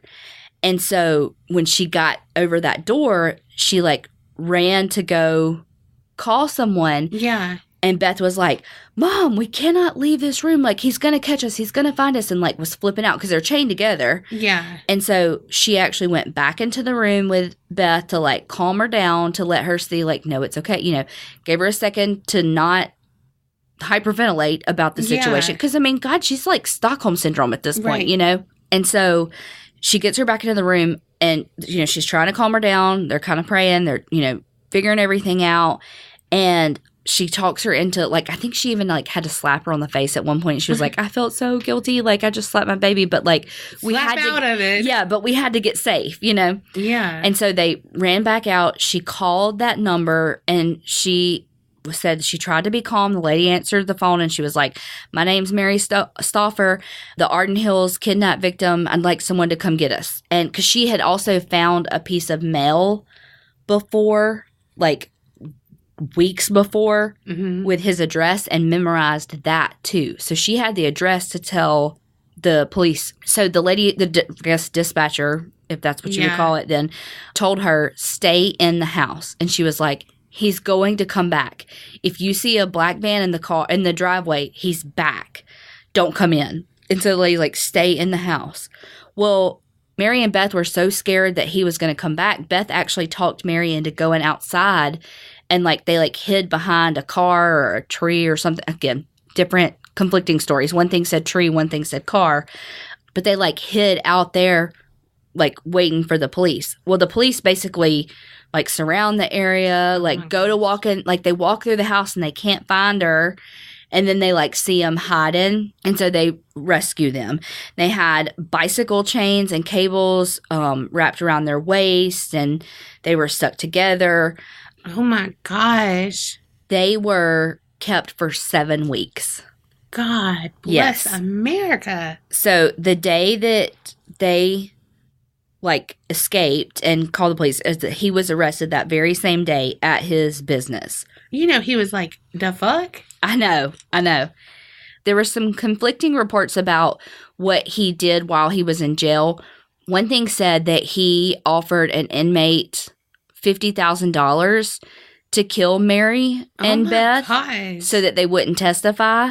But then another thing said he actually paid that inmate or offered to pay that inmate $50,000 to help him escape. So that's not very clear. But he did have a lot of money. Like that. I can't remember how much one thing said he was worth, but it was like $1 million or something. Like, he Holy had a lot of money fuck. from that electronics store he owned. But so because he crossed state lines with her, it became a federal case. Yeah. There was a lot there's like a lot more about the court case that I'm just not going to go into, with him saying that he was insane versus not, versus a bunch of different psychologists like battling about whether he was insane or not, Yeah. which is kind of what I talked about, when it's almost like he has this idea that they're going to be this big happy family, but on the other hand, everything is so premeditated and so, Yeah. that it's like, no, that's actually not. He wasn't like in some sort of psychosis, Right. He wasn't delusional. He knew what he was doing. Mm-hmm. So during the trial, it began in 1981, Mary was going to testify, and while she was like up there, he jumped over a table and attacked her because he had smuggled in a knife and my like God. cut her face. It took 62 stitches Holy to close her face. fuck. And he said that he would kill Mary and Beth when he was released from prison. Oh, shit. Yeah, he was sentenced to 30 years to life for federal kidnapping charge and 40 years on separate state murder charge because of the 6-year-old boy that he killed. It was there. And again, on Case File, they do the episodes, like, I feel like pretty long for his series. The episode's like an hour and a half. And he goes into a lot more detail on Jason's murder and like Jason's poor parents, about when they realized that, because they didn't tell Jason's parents at first that they had found Mary and Beth because Jason wasn't with them. And when they asked Mary and Beth about Jason, they were like, who's Jason? Because it has been so long. Because they actually did know his name, because when they were in the trunk together, the three of them, they were like, what's your name? And she prayed with them to try to keep them both calm. And Blessed. she is like, just again, the show does a really good job. Your Worst Nightmare does a really good job of showing how good she was at playing his game to keep them safe. Yeah. And then I think, like I said, that Case File does a really good job at the Jason stuff too. And you get to hear that call between Beth and her dad. So he was actually in 2010 eligible for parole, but they were like, abso-fucking-lutely not. You're never eligible for parole. Like, shut that shit down. And so he is still in prison. Wow. And so Mary and Beth are these, I mean, obviously Beth is grown and they still have some, I guess, post-traumatic stress disorder is what you would call from it. But so they still have things that they work through and, all of that. But they are huge advocates, and they 100% say that their faith is what got them through. Yeah. Oh, and sorry, I didn't ever even finish this thought, was that they didn't tell Jason's parents at first that they had found Mary because they didn't know if he was with them. And so when they asked Mary and Beth, do you know what happened to Jason? They were, at first, like I said, they were like, who's Jason? Yeah. And then they were like, what do you mean? Ming said he like dropped him off in that little park area thing and that he was fine, and that he just like got like basically kidnapped him and then put him somewhere else, so that kind of, I guess, becomes the thing in his mind. But no, so they thought that the kid was okay the whole time. Oh my gosh.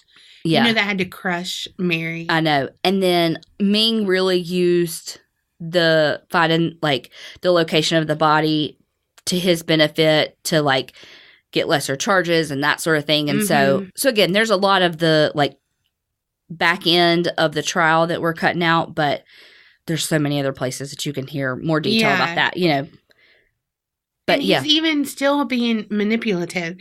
He's not insane. He knows what he's doing. Abso-freaking-lutely. I mean, does he have a mental illness? Absolutely. But is he criminally insane? No. No. And no. we're experts on this. It's our 18th episode, people. Get it together. Yeah. So there is a book about it called Stalking Mary. I didn't read it or anything, let's be honest. But then, like I said, Your Worst Nightmare on Investigation Discovery, and then the case file. It's the May 6th, 2017 episode. Wow. If you want to check it out. You want to check it out. His accent. Oh, his voice. Top notch. Yeah. Pretty good. So that's Mary and Beth. Well, I'm glad they survived. Me too, I know.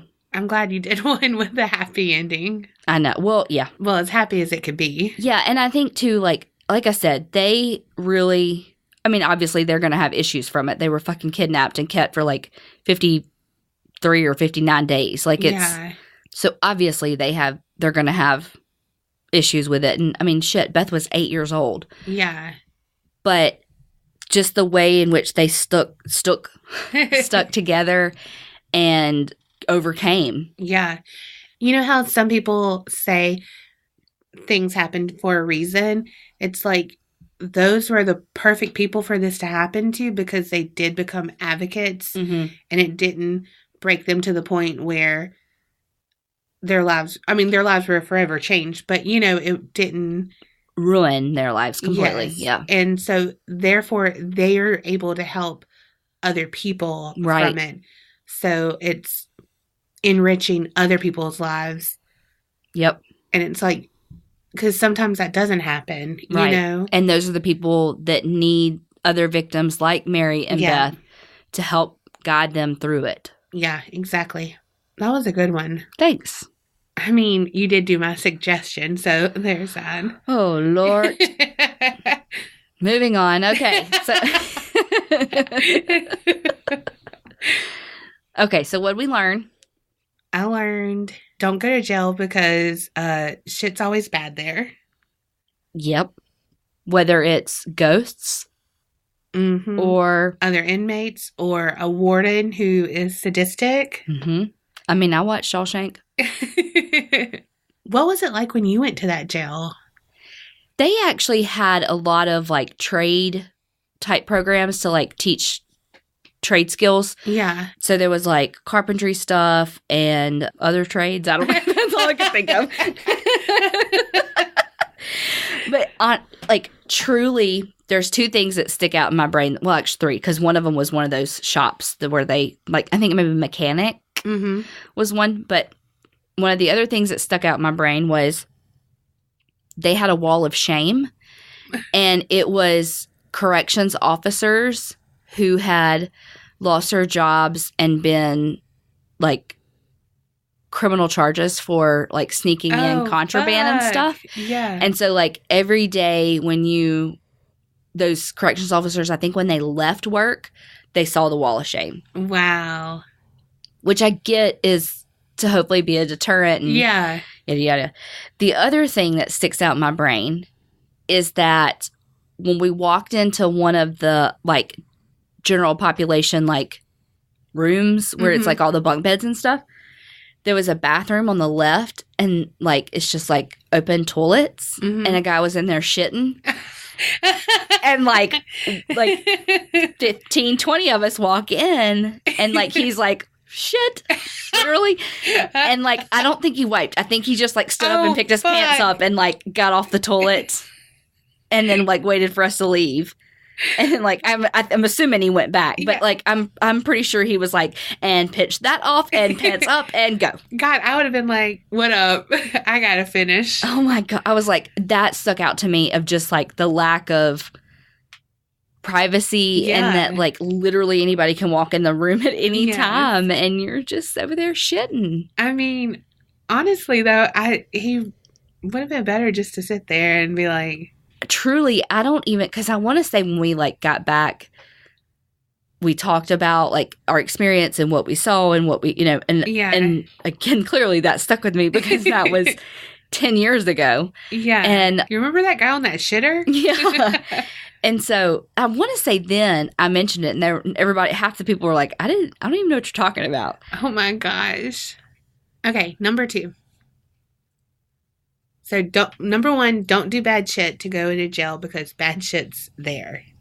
Literally. Shit. No. Everyone's going to see and smell your shit. Nothing is coming up roses. Okay. 2, you know what, too? Again, not victim blaming, but always be on the lookout. If weird shit's happening, be on the lookout. Well, yeah.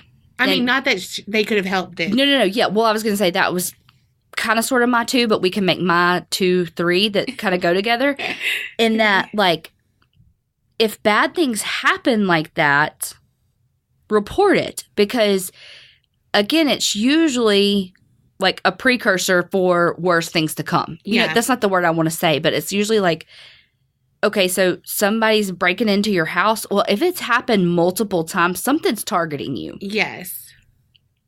If you have a home invasion where they held a gun to your head and tied you up, report that. Yes. You know, and so that's what I mean by that's kind of where I was going, which does kind of tie it. So yes, be aware and, you know, notice things, but I mean, when you're just a regular old person though, like, I mean, I wouldn't be like, oh, somebody tried to break into my house, I'm being targeted, you know, because you don't think of yourself. But it's going to be twice that they knew of. So, you know, it's one thing to find like a fucking blowtorch apparently or whatever they found, been like, okay, that's fucking weird. But then to see someone outside, someone shouldn't be there like that. Right, exactly. And so that, it would be like fucking Fort Knox. I'd be having, again, this was in the 80s, so they couldn't have this, but surveillance, I'm talking about now for these people. Get your Ring doorbell, whatever you have to do. Well, but the thing is, though, is that would not have helped Mary. Oh, no, I know. But you know what I mean? Like, just like what does she even do? Yeah. You know what you do? You run in a zigzag. He's got a gun. Yep. He's going to shoot you. Well, kick him in the balls and run in a zigzag. Yes. You know what? I wonder if anyone ever does that because everyone tells you to do that. I think if I was a shooter and someone did that, I'd been like, you know what? You deserve. Just go. You win. Like, touche. Like, okay, you listen to your mama and that second grade teacher. You go. Yeah. Like, I see you. I see you. Yeah. Go ahead. I mean, or I would just die. Like, if mass shooter goes to do it and all these people are like running in a zigzag. He's like, cannot compute. Been like, yeah, bitch, we got your number. We know how to run from a shooter. Oh my God, please. I'm putting that out in the universe that I never want that to happen. That is my biggest fear. No, hell no. I run like a turtle stuck in molasses. Zigzag or not, I'm going to be shot. He'd be like, is that running?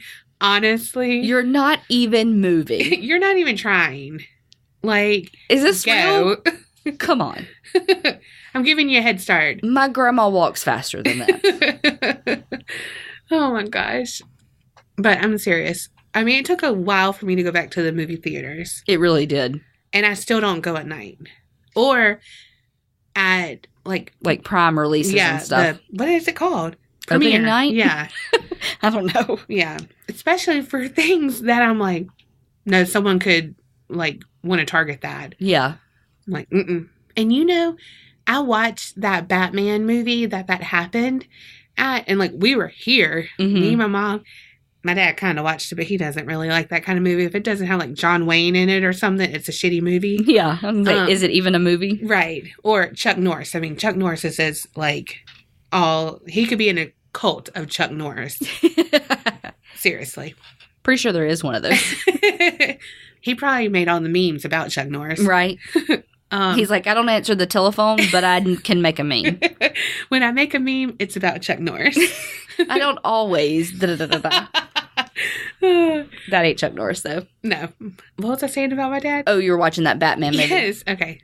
Sorry. My tangents have tangents. But when we were watching it, and I knew the part where he goes and gets the guns and comes back and does that in the movie theater. And, like, my heart was racing, and I, like, couldn't watch that part. Like, I was like, totally triggered, and... You weren't even there? Yeah, holy shit. Wasn't there, like, oh, my gosh. And you know what's weird? So, that night that happened in, you say it. Aurora.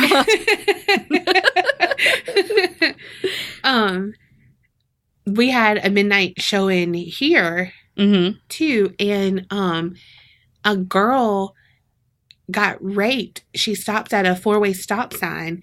What? And, yes, and someone held a gun, got her out of the car, and raped her. Holy fuck. Yes, and so that when this happened, Yeah. I thought the news was going to be about that. Yeah. Because saw it on like Facebook, like our local news. And then I was like, oh my God. That's not about Like, that. Yeah. No, and she had went to see that Batman movie. And I was like, I am not seeing that in the theater. Shit. Like, whoa. And so from that, lock your doors in cars. Like when you go get in your car, lock your door. Yeah. I mean, most people, I feel like, do that, but Clearly not everybody. yes, me and Marley, we're locked and loaded. I get in, hit my elbow on it, and we're gone. You even lock your door sometimes when you're not in there. Marley locks it for you. Oh my God. Y'all. We'll hold that for another time. Yes. Anticipation. For a We'll tell you live, because y'all are going to get a kick out of that. All right. Remember, Creep it real and don't get scared.